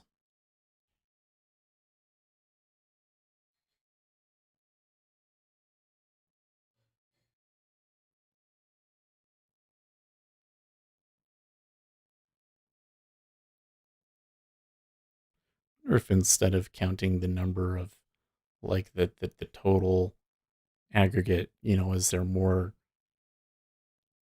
orders added or canceled? I should just track the total number of canceled orders. That might be more indicative of what I want to see.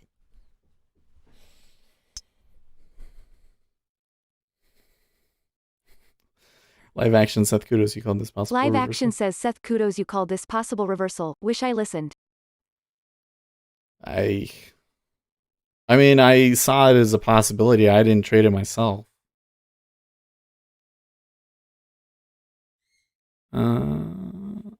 And it's still in this area. I'm still uncertain too. Could be a possible buy. No, they get a little too far away here.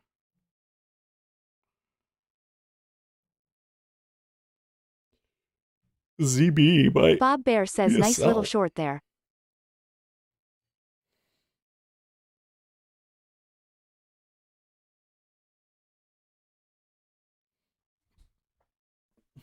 Like this could flip again. I'm still not sure. I haven't seen a spot where I really felt comfortable with my risk. The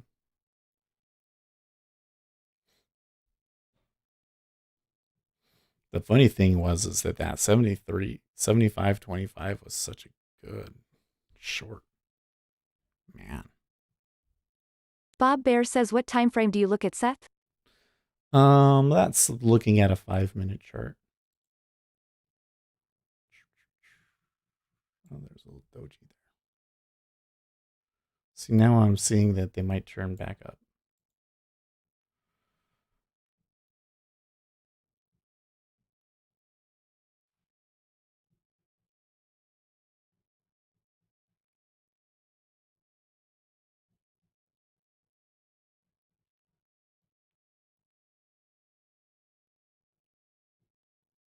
So once again, by the way, this thing where like you'll see cumulative delta build in the futures and then it gets washed out.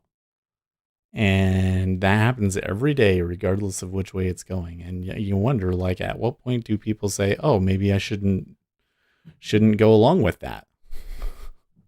But it does it. There must be a more fundamental reason why the market orders tend to lose in the E-mini. Okay, some iceberging at 33.7150 on the offer.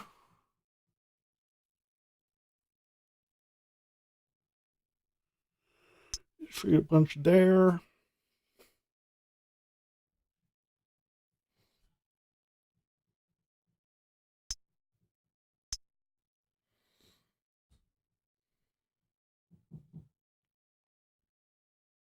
Okay, those moves down in the treasuries were followed by some bids stacking up at 22 in the 10-year.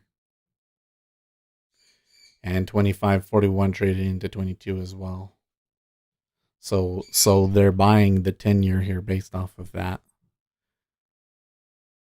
Well, let's see if they do anything. They're kind of flirting with that low, but they're not outright going for it yet. This is kind of funny.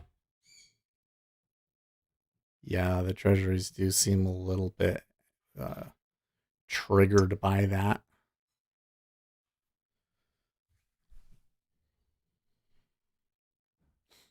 The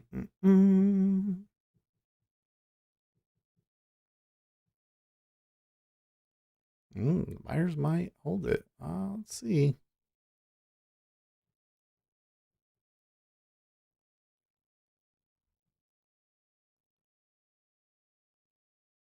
I don't like the thing is they reached their upside target. I don't know if they really have a reason to reach higher.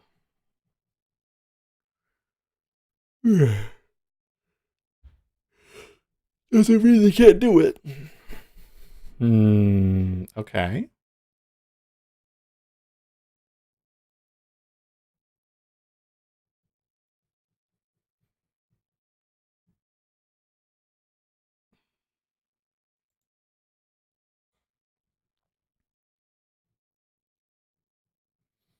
The cumulative delta is not turning around yet, even though they're buying it up there. That's a little weird.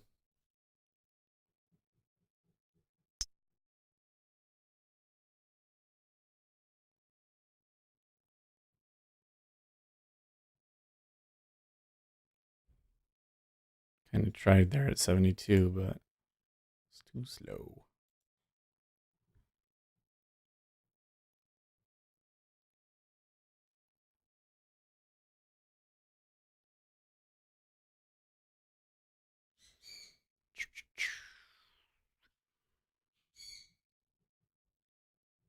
Treasuries had that like one tick up and they're still in like no man's land.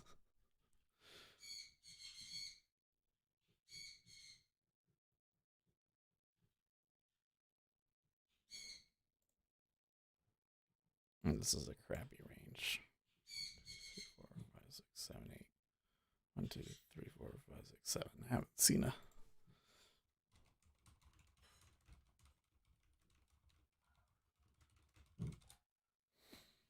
Hasn't been this bad in a long time. The treasury, I'm looking here at the E-mini and I'm seeing opportunities. Oh my gosh, guys. Maybe you take them. Maybe I should be taking some of these. But when I look at the treasury and I'm like, this doesn't look like a market with a lot of opportunity in it. If I do take a treasury trade or if I take an E-mini trade, I'm not sure that I can just hold it, you know?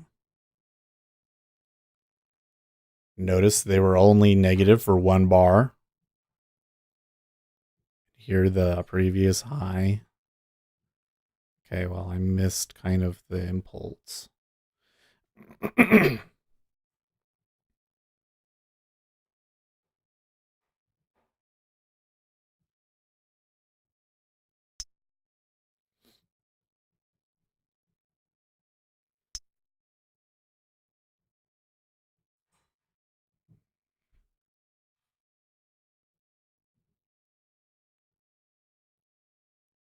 What if we were to have taken that previous high there? Well, they're canceling out all of that down volume really quickly.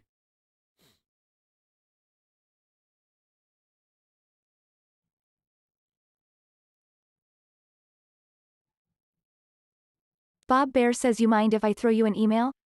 Yeah, absolutely. Well, here I give you the email. That's the best email to use. They're gonna push the high again. Speculator Seth says twdsje@gmail.com.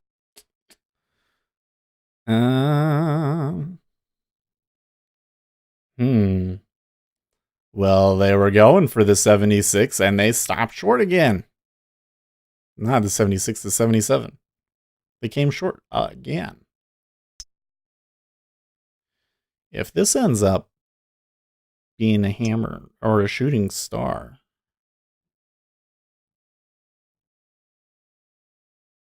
that's one I might have to take.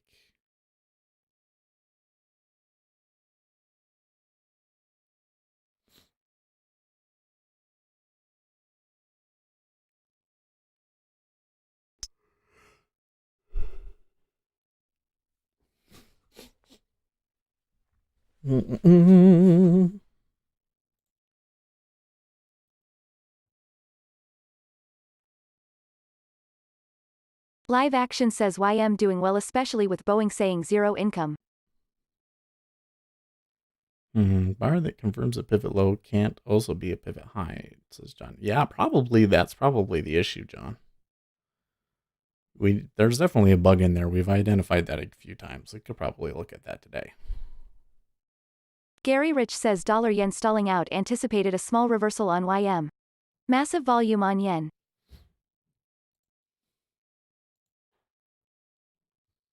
I didn't catch that the 6E had this huge move down earlier. You can kind of see they're kind of falling back down again. Could potentially take a short on it.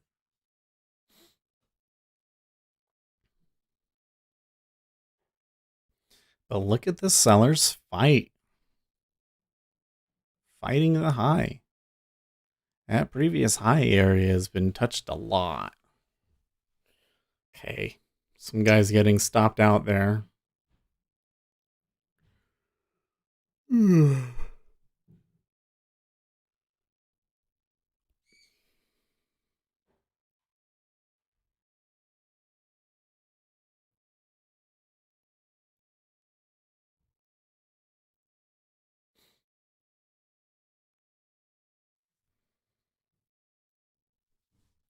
Curious. The treasury ticks back up. 22. This is such a tough range, guys. Such a tough range.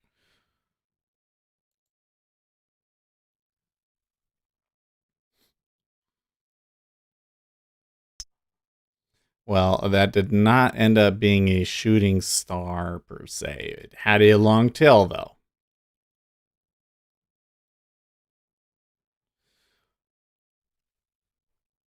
So I'm not sure I could take that one either.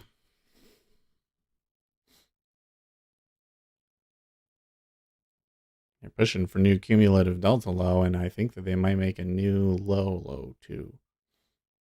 And they came short of the 77. I don't know if it matters, but it sure seems odd to me. Our seller's getting a little bit more aggressive there. I mean, we got a real outside bar there. Wow. Bob Bear says Powell testimony. Live action says 6E new lows for the year. Okay. Gary Rich says if dollar yen takes out 110.01, I'm getting short YM. Harlequin says those moves because of Powell. I don't know. I'm not watching him. You can watch him his testimony. I don't see anything coming through on the squawk yet. I still anticipate that his testimony is not going to be a very significant thing. Fed Chair Powell, transition from labor to suffer must go forward.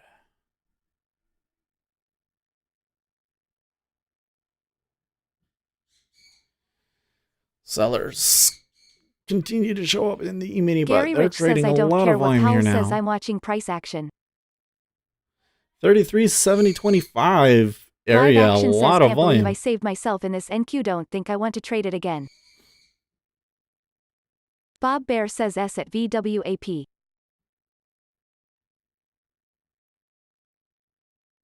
RJ Wheel says move shot before he started. Maybe he spilled his water. Duper's Delight says your opinion on head and shoulder formations on 1-min candlesticks?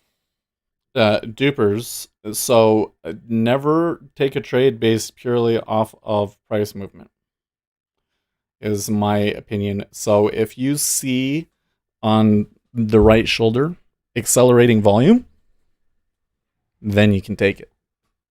And when you really see accelerating volume, and when I mean accelerating volume, it's like it's going, and the amount that's being traded increases, and the speed with it which it's going increases, and then it hits that and it just plows through it. And then you have a true head and shoulders pattern. And also, you would want to see the volume or the cumulative delta or whatever to be less on the right shoulder. So just as an example, we have one over here, and on this chart in my E-mini, you can see this little head and shoulders right here. Okay, so could you take it short? It looks like you probably could. Here's the cumulative delta. Was it decreasing? Was the volume increasing on the right shoulder? A little bit. Harlequin says I prefer head and shoulders shampoo. A little bit. So maybe you could have taken that, except for that the reward that you get on it isn't very good. But that would be the kind of the thing that I'd be looking at. Right? What's happening here? Is it accelerating? Live Action says 6C correction yesterday low was low of year on it now. Okay, now the E-mini traded that outside bar, and the low is getting a little excited. RJ Wheel says I like you think there's no head on Romney's shoulders.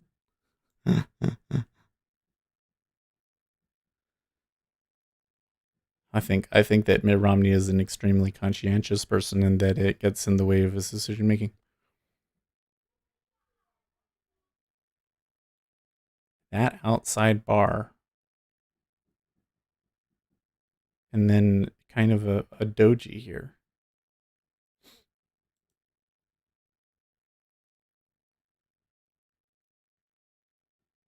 Huh. Okay.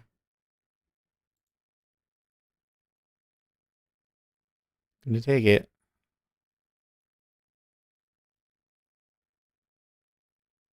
Well, that's not necessarily what I want to see when I enter.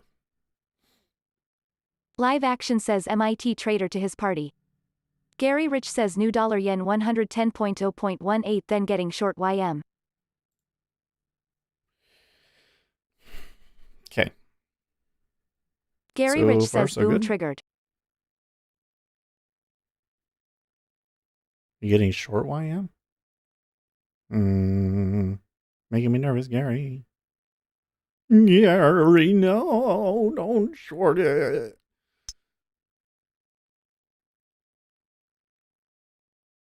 Come on, a few more ticks. Thank you, sir. Thank you, sir. Some stops. That stops a little too early, I think. Those stops were a little too early, I think. Yeah. We got a real Bot doji. says was thinking S could put in a 10-point initial balance range, first hour 3,377.00 IB high and 3,367.00 IB low. Did you see the imbalance on that last sell, though? Bot says missed by 1.5 so far. How did you predict that it was going to be that? Was that based on Gary your Rich lines? says I'm gonna lean on this move. I was getting the...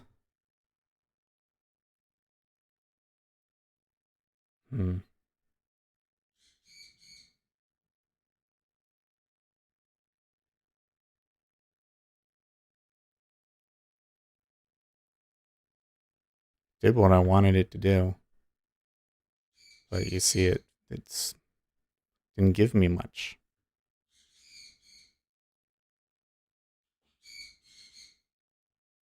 Live Action says I am taking shot long 6C off yes low. Now this behavior now after it happens, a little odd to me. I think that I see the imbalance in the price action, but not in the degree of the move. If that makes sense. Gary Rich says this is where pain and punishment come into play. Enjoy it. Thanks, Gary. Well, when they're able to regain my price again, let's see if they make another push up. It does kind of look like the sellers petered out there at the bottom. Ooh, Bob Bear says lol. Moved on that one.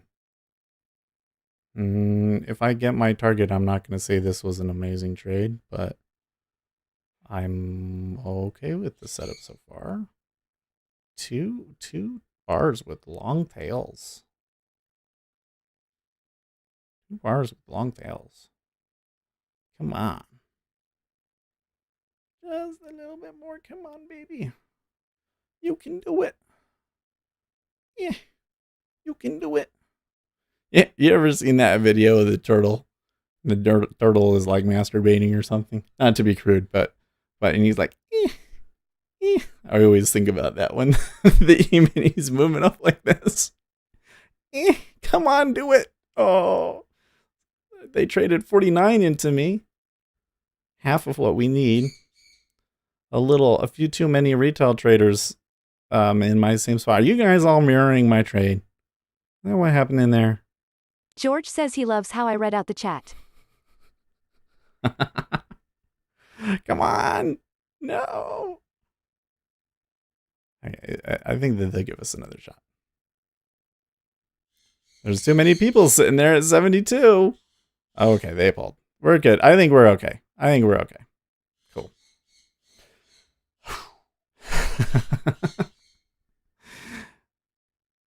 This is where I go, oh, I should have kept it. I have a sexy voice. Hey, thanks, RJ. You have a sexy voice, huh, RJ? Well, you guys know that you can use the accent thing, right? We haven't used the accent thing in a while. Like you do pound, accent, Russian F, or Ukraine F, so that you can read it like a Russian female. That's the best voice, man. And the way the annotation in her voice at the end of the sentence, it's the best. You know what? They didn't like. So when I take a trade like that and I get 2 points and then I take it off and it'll just like explode higher. It didn't do that, so I feel good. Harlequin says I did everything possible to stop you from getting filled. Now I am short 1,000 contracts. Feels bad. No, there wasn't 1,000 contracts traded there. Come on. I was wondering though. It was like everybody else was sitting at 72. Not everybody else, but a robot was sitting there at 72 and then just ticked up and he pulled and I'm like, oh, okay. We're okay. That was a little intense for what we caught, but remember, we are just in a crabby range in the 10-year, and I see similar in the E-mini, and asking for a huge runner off of that. Maybe it happens. Maybe they move up another 16 ticks from here, and then they go and they bust a high. But I think that in this situation, I need to just catch the 8.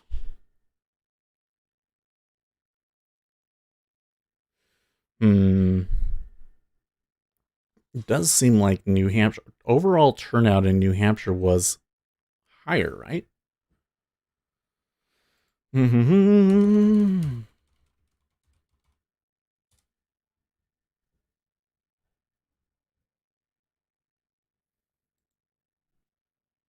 New Hampshire turnout to be slightly higher than 2008.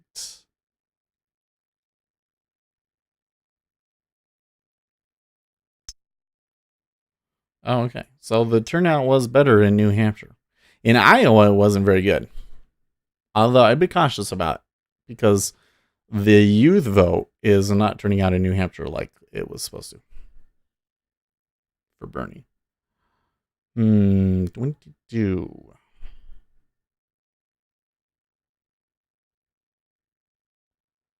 22 failing there. They've gone back and forth across it many, many times, though. So, at 21.5 pulls, maybe we could, no. Yeah, it was a strong uptick, in fact. Like he bid a little bit at 22 on the uptick and everything. I'm gonna turn back down. No, you know what really happened there is that Harlequin went long 1,000 contracts to help me get filled. Gary That Rich must be says what the happened. Bernie bros smoked too much weed and forgot to vote.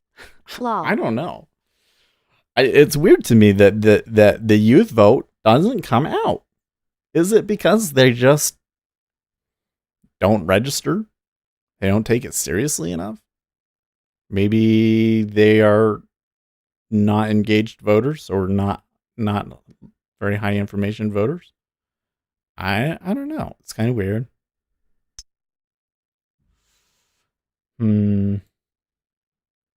So I want to show you something I've been noticing in the E-mini that you might find interesting. Oh man, it's going to be so hard to show you guys. Okay. If we get rid of that. All right. Yeah. Okay. So this one right here is overall volume. Let's just match up a couple of spots. Okay.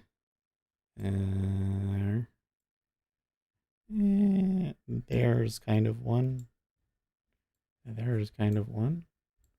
There's kind of one. Okay, so first of all, notice that the big volume, the big spots where the level 2 excites is all when they're trying to push to the downside and failing. Kind of interesting. But that's not what I wanted to show you. What I wanted to show you was that this is on an upward trajectory. And what this is the total number of level 2 changes versus the actual volume that goes through.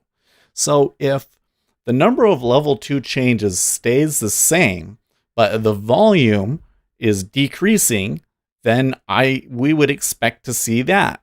And I think what it means, my Gary theory. Rich says think what you thought of at 18, not politics for me. I was preparing for war.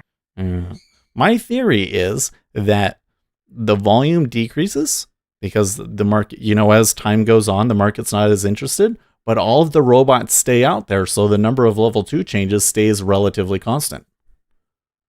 I think that's my theory.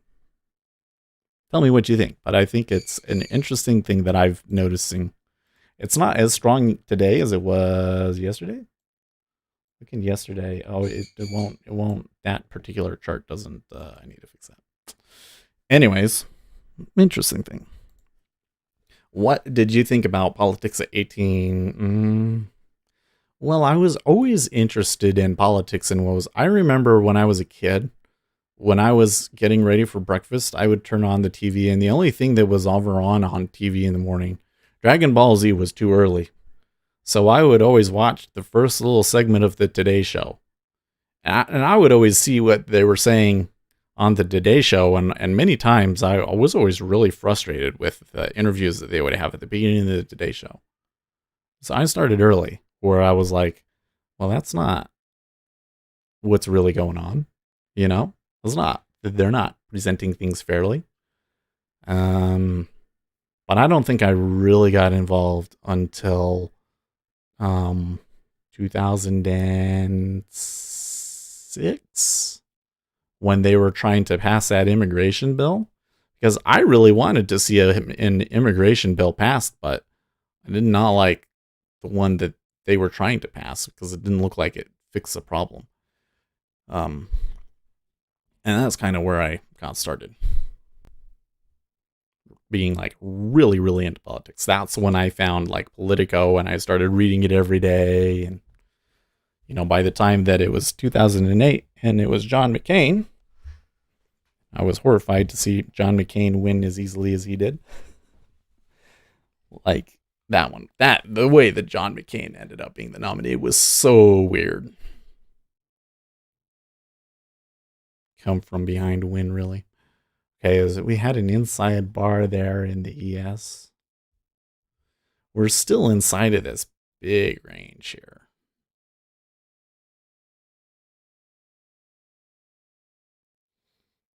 If they move lower, we could see it go again. not seeing the treasury is not really correlating, and they're still dead and stuck at 23. Like they've been there for almost an hour now.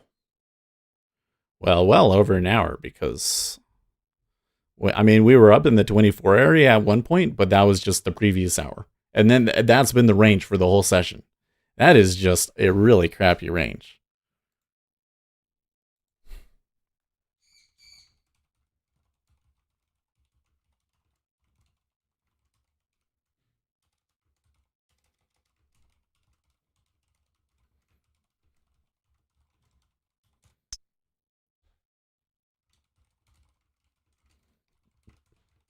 Live action says at Gary Rich, I remember at 18 walking into the recruiting office and the officer told us to make an about face the Army SUC plus S.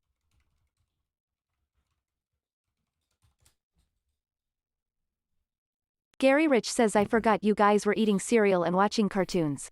I was getting my butt kicked in the military. Sorry, forgot.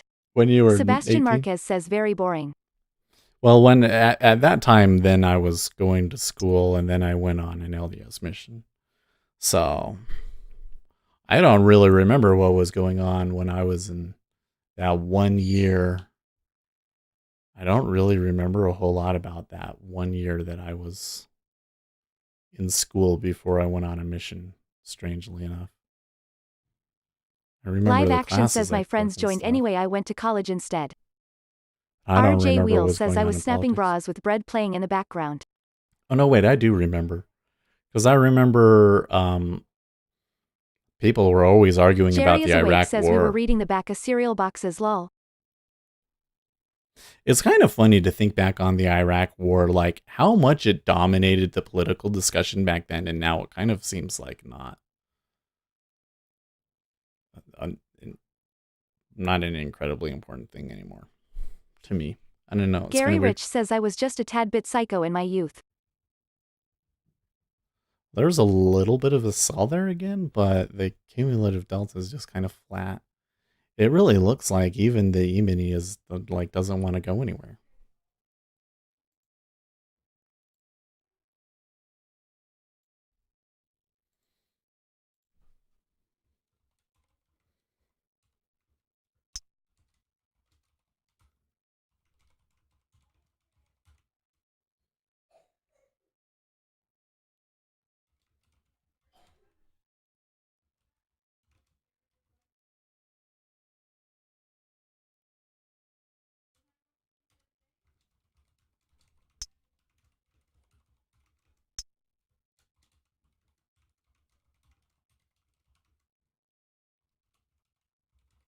RJ Wheel says Biden's vote on Iraq war hurt him now in terms of relevance today.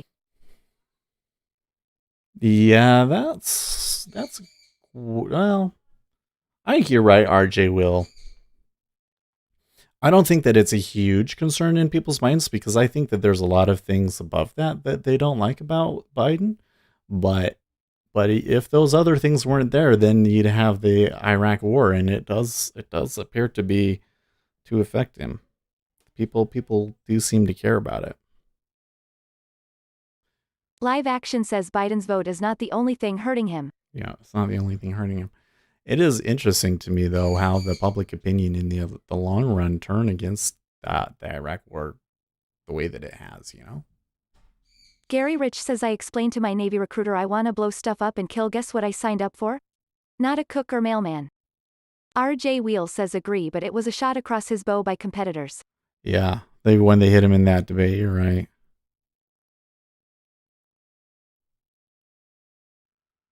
15:30. Man, this is just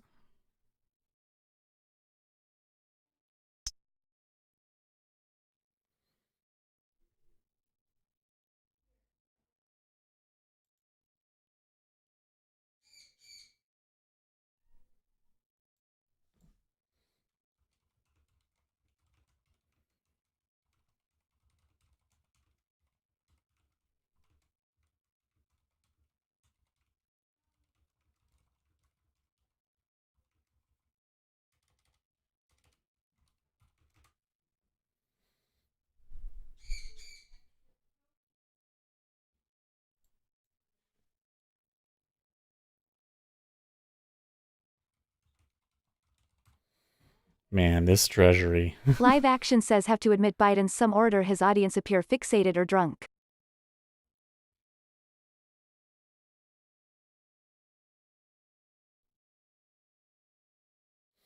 Has it really been an 8-tick range? 1, 2, 3, 4, 5, 6. What? Yeah, it's bad. It's bad. It's way bad.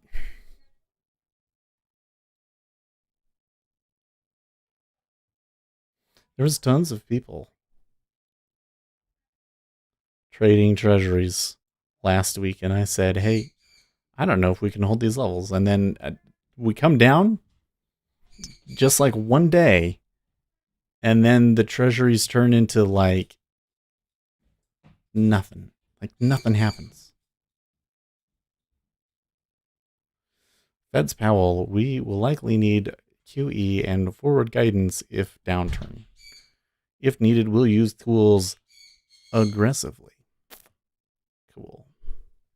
Vietnam's exports plunge as coronavirus knocks trade. Yeah. That's what we need is a coronavirus. Hey guys, the coronavirus, it's spreading and stuff. Super scary. Sell everything. Probably the only thing that will get this market to move right now, right?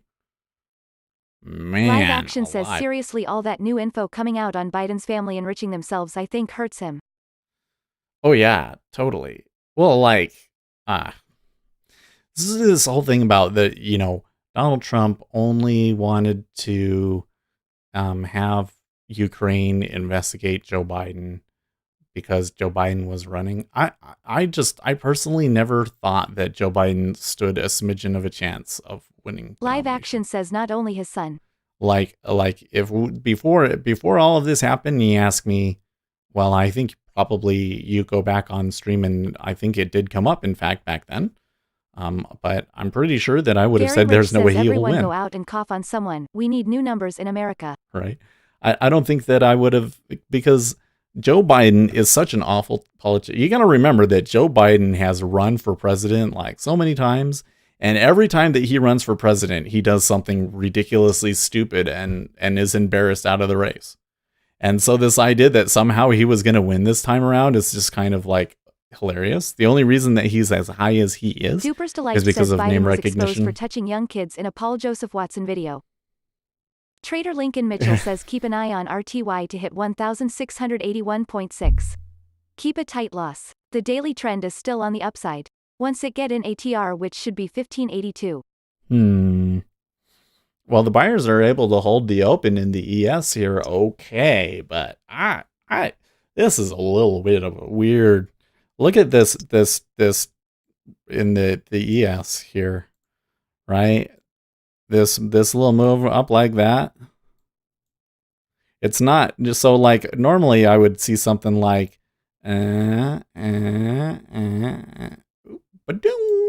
That's a great thing, right?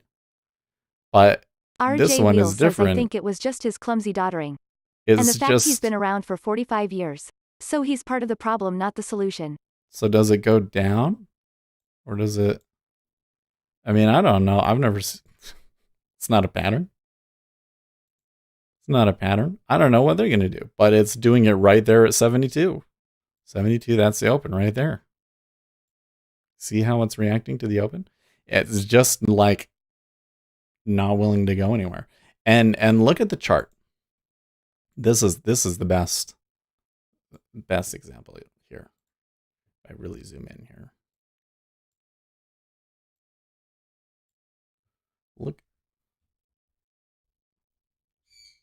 Look at the chart. Gary Rich says the Biden 5. Comey brother getting 6 mil, etc. They all suck. Here's a big bar. Here's a bar with a really long tail.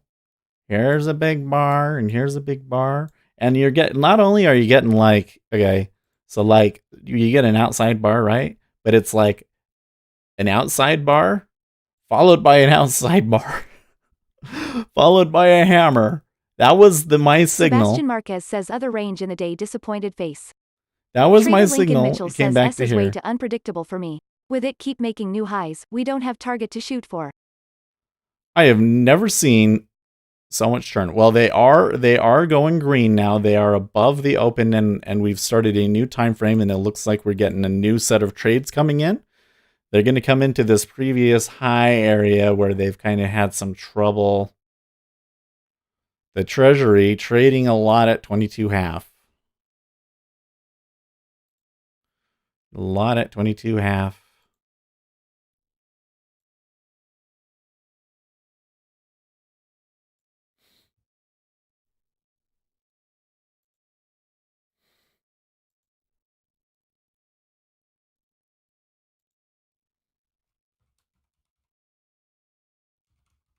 Duper's Delight says wake up guys and do the homework. Biden was touching over a dozen girls inappropriately.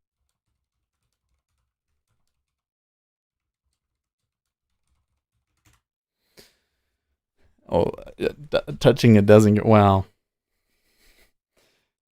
That whole thing is just funny. Gary Rich says still holding this short YM. I'm a gluten for punishment. It will turn soon. Keep hope alive, young Skywalker. Like, that thing is just so weird because it's like, okay, it's not like when you say they're touching very inappropriately, you make it sound like that he RJ was like Wheel says it molesting them. once. No, it's just like that creepy uncle or whatever that you know is a little too apt to hug you or whatever, doesn't understand personal boundaries correctly. He's just like that. He's like some old guy that never learned the proper etiquette on it or something. And yeah, I just can't imagine like how you could bear any more creepy than Joe Biden. We do get crude here in about oh no, wait, did we just miss it? Yeah, we did. We Live got Action says crude. how about Biden's ridiculous pool story about his hairy legs. Yeah, and then he says he's weird. I'm telling you, he's an awful politician. Like, it's just, earlier they were talking about how he was so folksy and people really like him and he has a really good pull among regular everyday voters and all this sort of stuff. No, I'm sorry. Gary Rich He's says terrible I don't at have it. a creepy uncle but sure have drunk uncles, they are funny. He is a terrible campaigner. Absolutely, yeah. He never stood a chance. The only reason he's as high as he is name recognition. And the most curious thing about the Democrat primary so far was that nobody really came out of the woodwork to challenge him as a moderate person earlier. It really ended up being Buttigieg so far, and maybe Klobuchar now, Klobuchar. But this should have happened a long time ago. And part of the reason why they gave up on Buttigieg early was because he should have been able to do that earlier, and he RJ didn't. Wheel says and taking credit for everything. He was close to saying he turned the prop for the Wright brothers. Live Action says what's I find funny is they think they have a chance.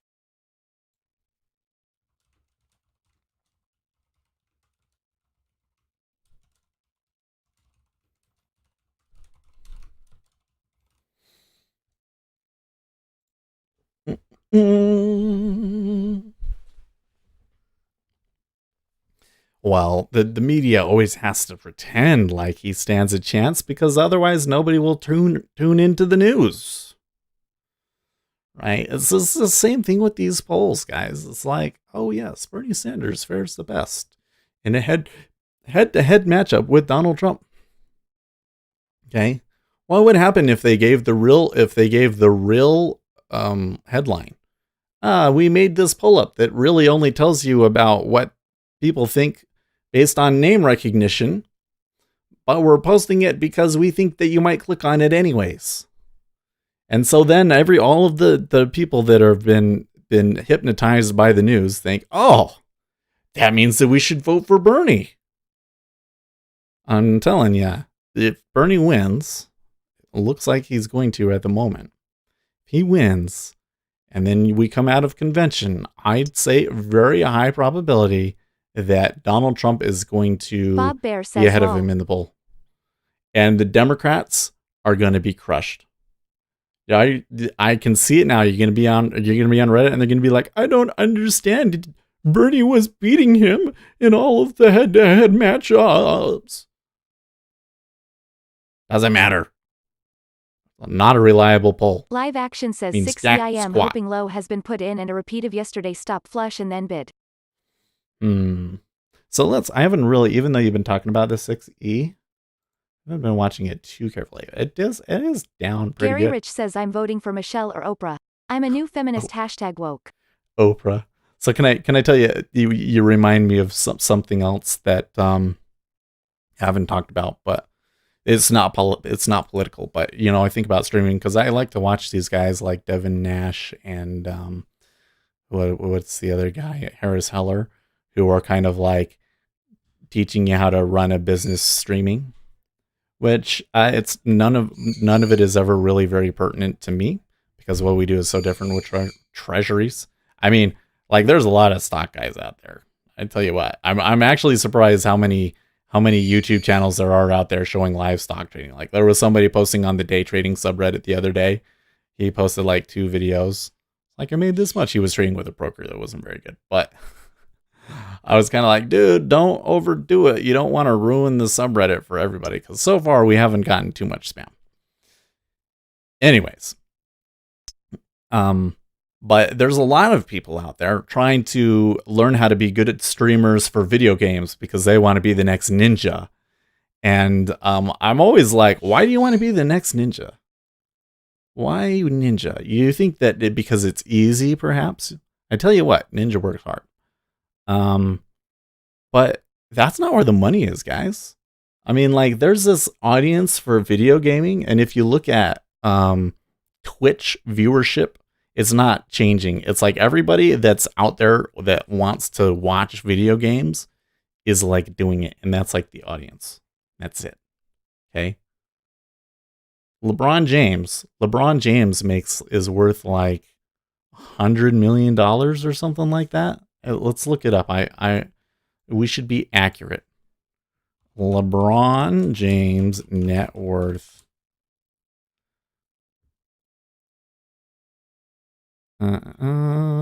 6 days. James was one of the highest earning players in NBA history.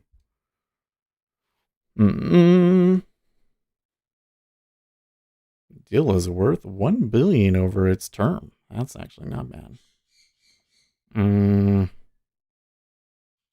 92 million.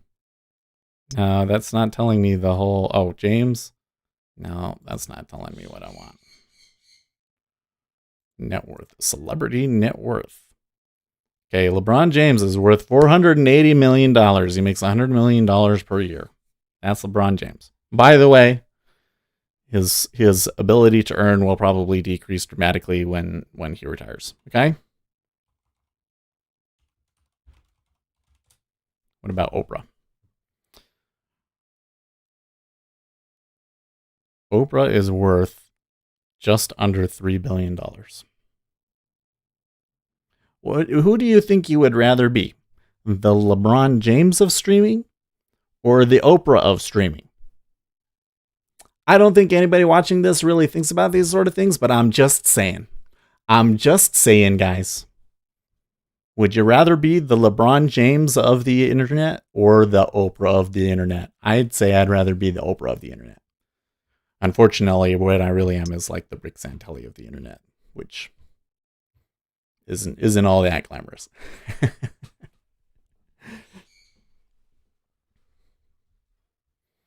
But, I think that Gary is definitely going to go and write in Oprah or Michelle Obama's name on Duper's Delight says you are biased toward there being no deep state or blackmail for which there is empirical proof out there to observe.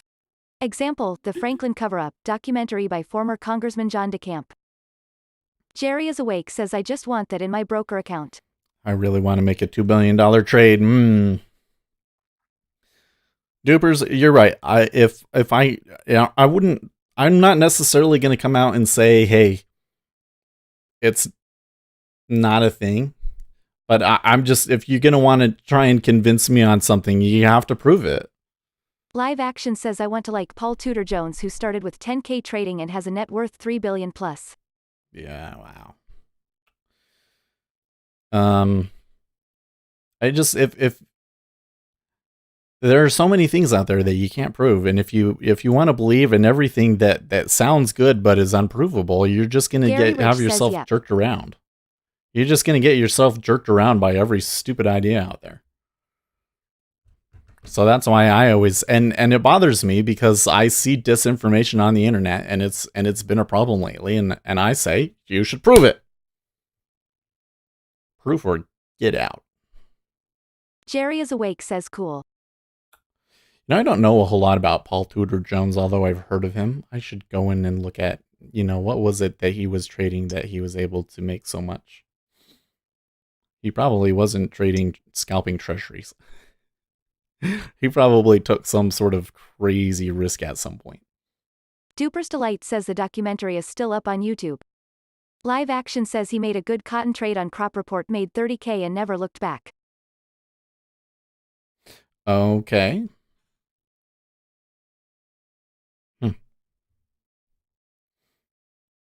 Cotton. Bots says he was trading other people's money.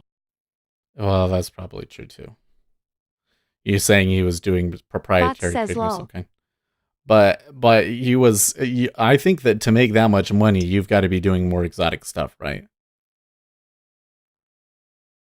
That's where you're managing like these huge hedge. He's going to be doing hedge strategies. Gary Rich says read Market Wizards, More Money Than God, Millionaire Traders, Trend Following, all great books. Yeah. I think you could work out from a 10K portfolio to a million, maybe, a few dozen million. But to get into a net worth of from 10K to 3 billion, you're not going to do that just scalping treasury futures, right? You're going to have to start doing hedge strategies. But if you get that big, the things that you will have learned from scalping will definitely help you and give you a leg up.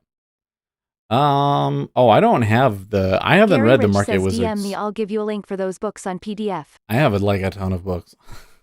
I have like a list of books that people have given me to still read.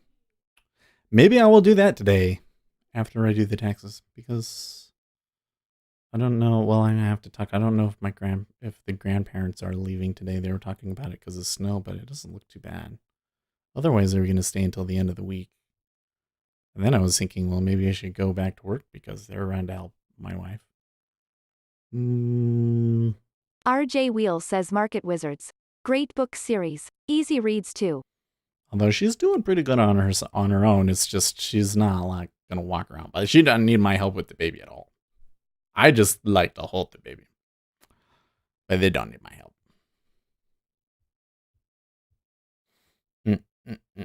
Jerry is awake says those are great books. Now, I was reading Mark Douglas the other day, but I was like getting into it and was kind of like, yeah, this is like all this stuff that everybody always says. It wasn't like this. Everybody treats it like there's like, oh, he says something and then it clicks and then I finally was able to be a profitable trader. No, it's not like that. It was just kind of like a really good reinforcement of things that we already kind of intuitively knew about how your psychological edge during execution is critical. I digress. I tell you what, when I was taking that trade from 33.70 to 33.72, I many times there where I almost got out of it, but it never went past my 5 ticks adverse excursion, and like it was behaving well, and I was able to hold on. Hedge Fund Wizards, another great one. I really wanted to bail though. It was scary. Look at how much volume they're trading here in the 22 half area. Icebergs abound. 22 goes offer again. There is a possibility that the treasuries just fall out of bed here. YM is coming down. What's interesting to me? Gary Rich says the YM coming down. Use the Force Luke. Is after all of this, E-mini's been open for more than an hour now. And they keep pushing the open and then like not able to get above it or very high from that. That's really curious to me. And now we've had like 5 bars underneath of it. So for the past 30 minutes or so, we've been under it. I don't really see this doing anything. We could come back. Well, I'm not going to come back, but I think that there could be some really good opportunity during the auction. Although I'm also wondering, maybe the longer term trend in treasuries does look down, so maybe that's part of why we're acting the way that we are in treasuries, is because they want to buy, but I don't know.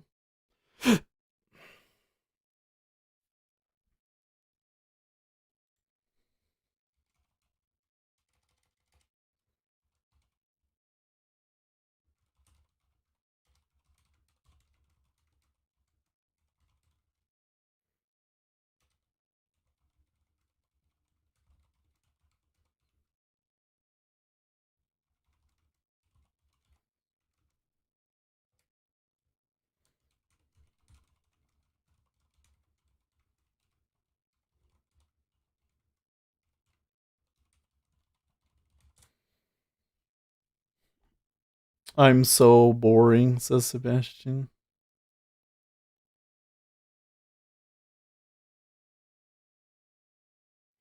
Oh, did it just, my thing just died. I'm thinking pullback for more long on YM. Some people can't grasp what Douglas's main points were due to their own ignorance, though. Yeah, well, I didn't completely finish reading it, so maybe I'll have time to do that. I need to look back through my list and see. We can't teach others how to trade. You have to teach yourself. One can offer help, suggestions, assistance. Well, here's the thing: is like we've said this before. Learning how to trade is like learning how to play basketball. Can I teach you how to play basketball? Yeah. Okay, I'm gonna teach you how to play basketball. All right. You have a ball. If you want to move with the ball, you have to dribble it on the ground, which is like, hitting it against the ground with your hand like this. Okay. And you can't, if you catch it with 2 hands, then you have to stop. You can only take 2 steps and then you have to stop. And then you either have to pass it to somebody else or you have to shoot it. Okay. And then you shoot it at the basket. If you get it in the basket, you get 2 points. If you're behind the 3-point line, you get 3 points. There's 5 people on both teams. That's the basics. That's the basics of basketball. I just taught you how to play basketball.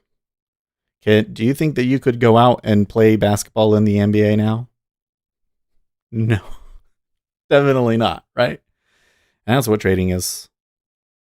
I can teach you how to trade. I can tell you, okay, here's the sort of a setup that I look for, and here's how you enter an order, and here's how you put your stop and your profit target and manage your risk and all of these things. I'm teaching you how to trade, but can you actually go out and trade against the best traders in the world? No, you cannot. Because it requires practice. It requires practice. And so, yes. Paralysis by analysis describes me most of the time lately. You got to keep it simple. Well, Jerry,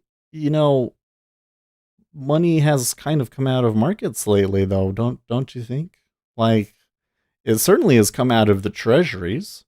And even though it's coming into the equities, it's not the same velocity that it was. And so I think that what you're going to see is a much less opportunity in a more range-bound market. You're going to have to use different kinds of strategies. This is the thing that I think really screws people up, is they'll start doing something and it works really well in that market, and then it's not that market anymore and they keep doing that thing. And how successful they are ends up being determined by how what the drawdown is on that one thing that they decided to stick with, right? What I think we really need to do is we need to identify different types of market conditions and what kind of trades we want to take. And so today I'm seeing that it was a really range bound market took a counter trend trade for only the inside of the range, because I knew that asking for more was unreasonable, and I thought, hey, maybe they're going to go up a lot further, but they never did they? They never did they? And so I got that one, and I did a good job there. Boom, boom, boom, boom. Understand the type of market.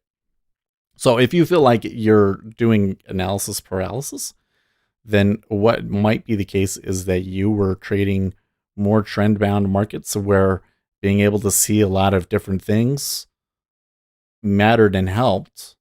And now you see all these different things and they don't really tell you anything. And what you need to do is you need to say, what is my range-bound trade, and what is the one thing that I care about in the range-bound trade, right? I have difficulty with this. I don't trade well in range-bound, but we're doing better. Mesmerizing tools mirroring what you already see. The unconscious mind equals thought terminating cliche. You gotta slug it out, study hard, be determined, have rules, understand the scenarios. Gary Rich says 10:30 est rotation time. Sebastian Mark. You gotta turn that off. I forgot. I always forget about that thing. So you know what? I tried to have this real-time news up today for Jigsaw. I just don't find it useful. Goldfield's full year profits rise to raise funds. I would have to have a better filter. Like, how does that work? Like, click that. I can click more. I don't see any, treasury. What if I do that? What if I type that in? Bond. Ah, there we go. IMF mission to Argentina starts under cloud of bond market uncertainty. It's still kind of like, not helpful. And yes, you got to be disciplined to stick it out. Well, yeah, and that's the other thing is when you get in those range-bound trades, like, I don't think, unless you have a really crazy risk-reward skew, when we get in the range-bound market, you're not going to get the best probabilities, are you? So, adjust accordingly. Davey said he knows traders that don't need his tools but can do it in their heads. Well, yeah. Well, there are people that, they need a DOM, but there are people that can just watch the volume profile and see that number change and know how much traded there. I think with some practice, I could probably do it, but I don't think that you would see things as quickly. It will be interesting if the Treasuries event really finally decide to break the bottom here at 21. They're kind of...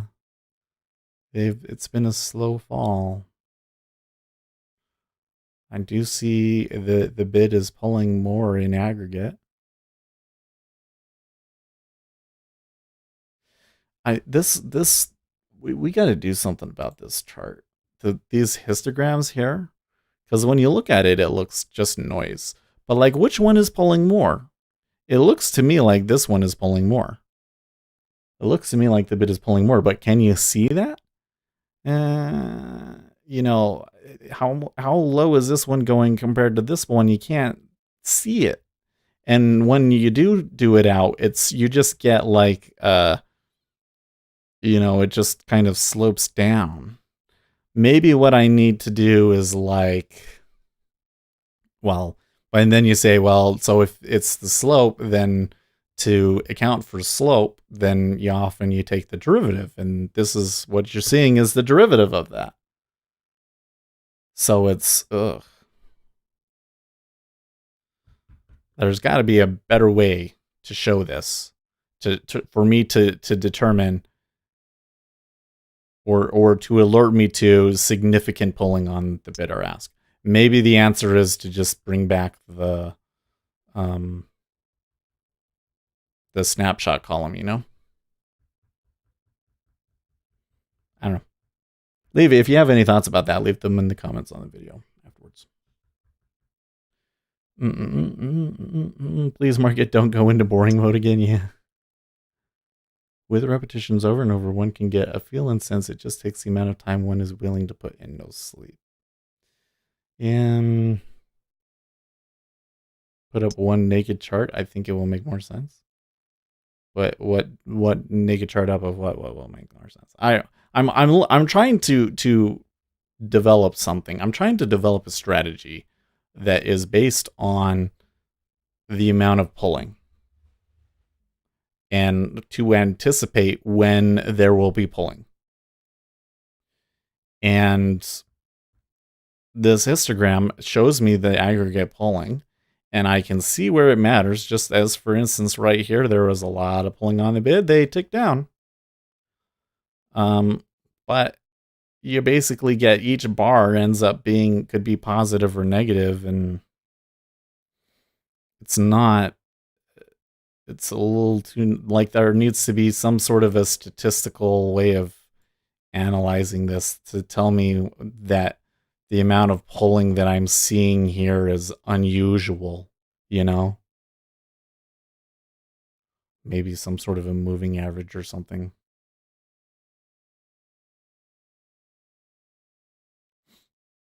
But I don't understand. I would need statistics and stuff, I think. There's something, the way of doing this is some method that I've never heard of before. But there's got to be a thing. There's got to be a thing. I don't know.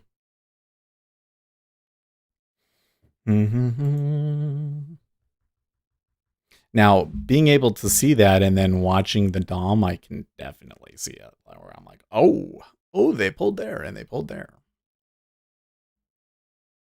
In fact, I've been thinking about splitting up my market depth tape to only stacks and only pulls. Ace, are you working from home today? So I told them that I would not be back to work until Monday. So, it's almost 9 o'clock. I think I'm gonna shut things down here. But I was just enjoying talking to you guys. How have you been? Did you take any trades today, by the way, Ace? Or are you still been busy? I took one from 70 to 72, and that was nice. Need more baby time? Yeah. Well, I mean, I don't know. The baby thing is interesting, like, because people say, oh, they're not that young for very long. But, oh, it's so choppy today, right? Yeah, it's not good trading today. I'm happy that I only took one trade in the E-mini and stopped. Yeah. I mean, it's kind of funny because I'm trying to focus on, like, the being present sort of a, like, mindfulness sort of a thing. It's just like, okay, watch the baby, see what a newborn baby is like. But I can't help but think like, but it'll be nice when the baby can, like, laugh and smile and, do these other things, I'm like, okay, 3 months from now, this is not very mindful, is it? But, and I'm kind of more concerned, like, I'm always like, what's the thing that we got to do? That we got to be awesome at? Got to be awesome at helping the wife do all of the things that are too difficult for her to do right now because she has stitches in her nether regions. Enjoy every day, yeah. As I was thinking, like, maybe I should go back to work, but if the grandparents are leaving, them aren't going to be here tomorrow or Friday, then why go into work? It's going to take those 2 days so that I can use them later when she starts working again. But I digress. Okay, well, man, this really is a choppy day. The thing is I expected that this would happen in the Treasury eventually. I'm surprised just how range-bound it has been in the Treasury. But the thing that's surprising to me is that the E-mini has been as tight as it has been as well. And this really reminds me a lot of, before everything got crazy last year, You guys remember when the VIX was super low and the intraday volatility was really low and the 10-year, or sorry, the E-mini started to chop and the day traders were all complaining, and it kind of feels like that might be back. I don't know how long it's going to last for, but this has been the most range-bound day we've seen in a while. Oh, by the way, one other thing. Just like I was saying earlier, if I can show you guys here, when you look at the chart, the level 2 activity versus the volume, slight rise. So you can see how the volume dies out, but the level 2 activity stays constant. Very interesting. Very interesting. And that just, I think, kind of shows us how influential the robots are, because the robots really are out there just putting a lot of orders and canceling them and stuff. Well, that chart looks like PR earthquakes. Seth needs a nanny. He has to make money. I'm right. I only need to trade like 2 hours. You know, I read this thing of a guy on the day trading subreddit. He was talking about, he was like obsessed. Like, no joke. He was obsessed. And he was like, he was neglecting other parts of his life to do combines, and he was failing the combines many, many times. It was really difficult for me to read. That was kind of triggering. I was like, oh man, that's so, like, such an awful story. Like, dude. And he was trading like 8-hour sessions. And like, if it's a guy like Gary, like Gary is making money right now, right? And he knows where his edge is and he's pushing it, right? But this guy, you're trading 8 hours and you're like losing, dude. Trade less. Trade less. Like, sit down and focus 2 or 3 hours. And like, beyond that, man, it's hard to stay focused. Don't trade that. So, I don't want to trade all day. I do think that at 11 o'clock we could have some good opportunity in treasuries, but since I caught my winner in the E-mini, I'd say that I don't have much of a reason to do stuff.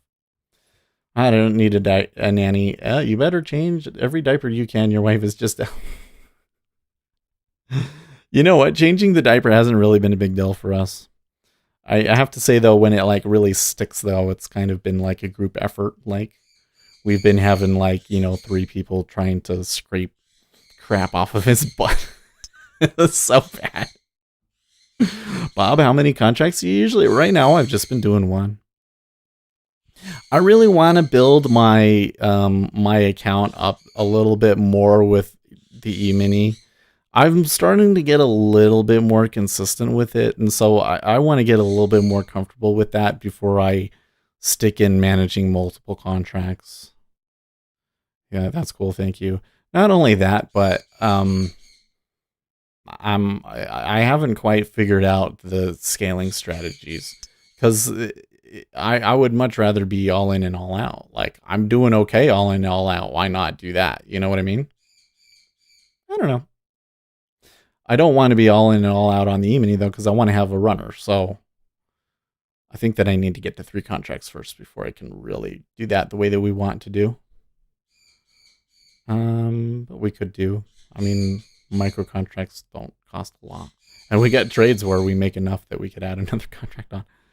But, I've had some setbacks too. And I think that I want to prove to myself that I've figured out where those pitfalls are. So this season that we're plowing into is going to be a really good test to see if I can handle when it's super range bound. If it does, then that's going to be super encouraging, because that's the part that I've always had the hardest time with. Always had the hardest time with that. Alligator says finally seems ready to move. They are ticking down, like they might puke. And the E-mini is moving up just when I'm ready to go. But you know what? I think I gotta go. I never showered, so I'm gonna do that. I'm gonna shave. I'm gonna look at if there are any other major things that I need to work on, or if it's just taking care of the kid. So I will see you guys tomorrow. Thank you for talking politics with me. Even if you don't like my opinions, it's great. And I will see you tomorrow. And in the meantime, stay profitable, friends.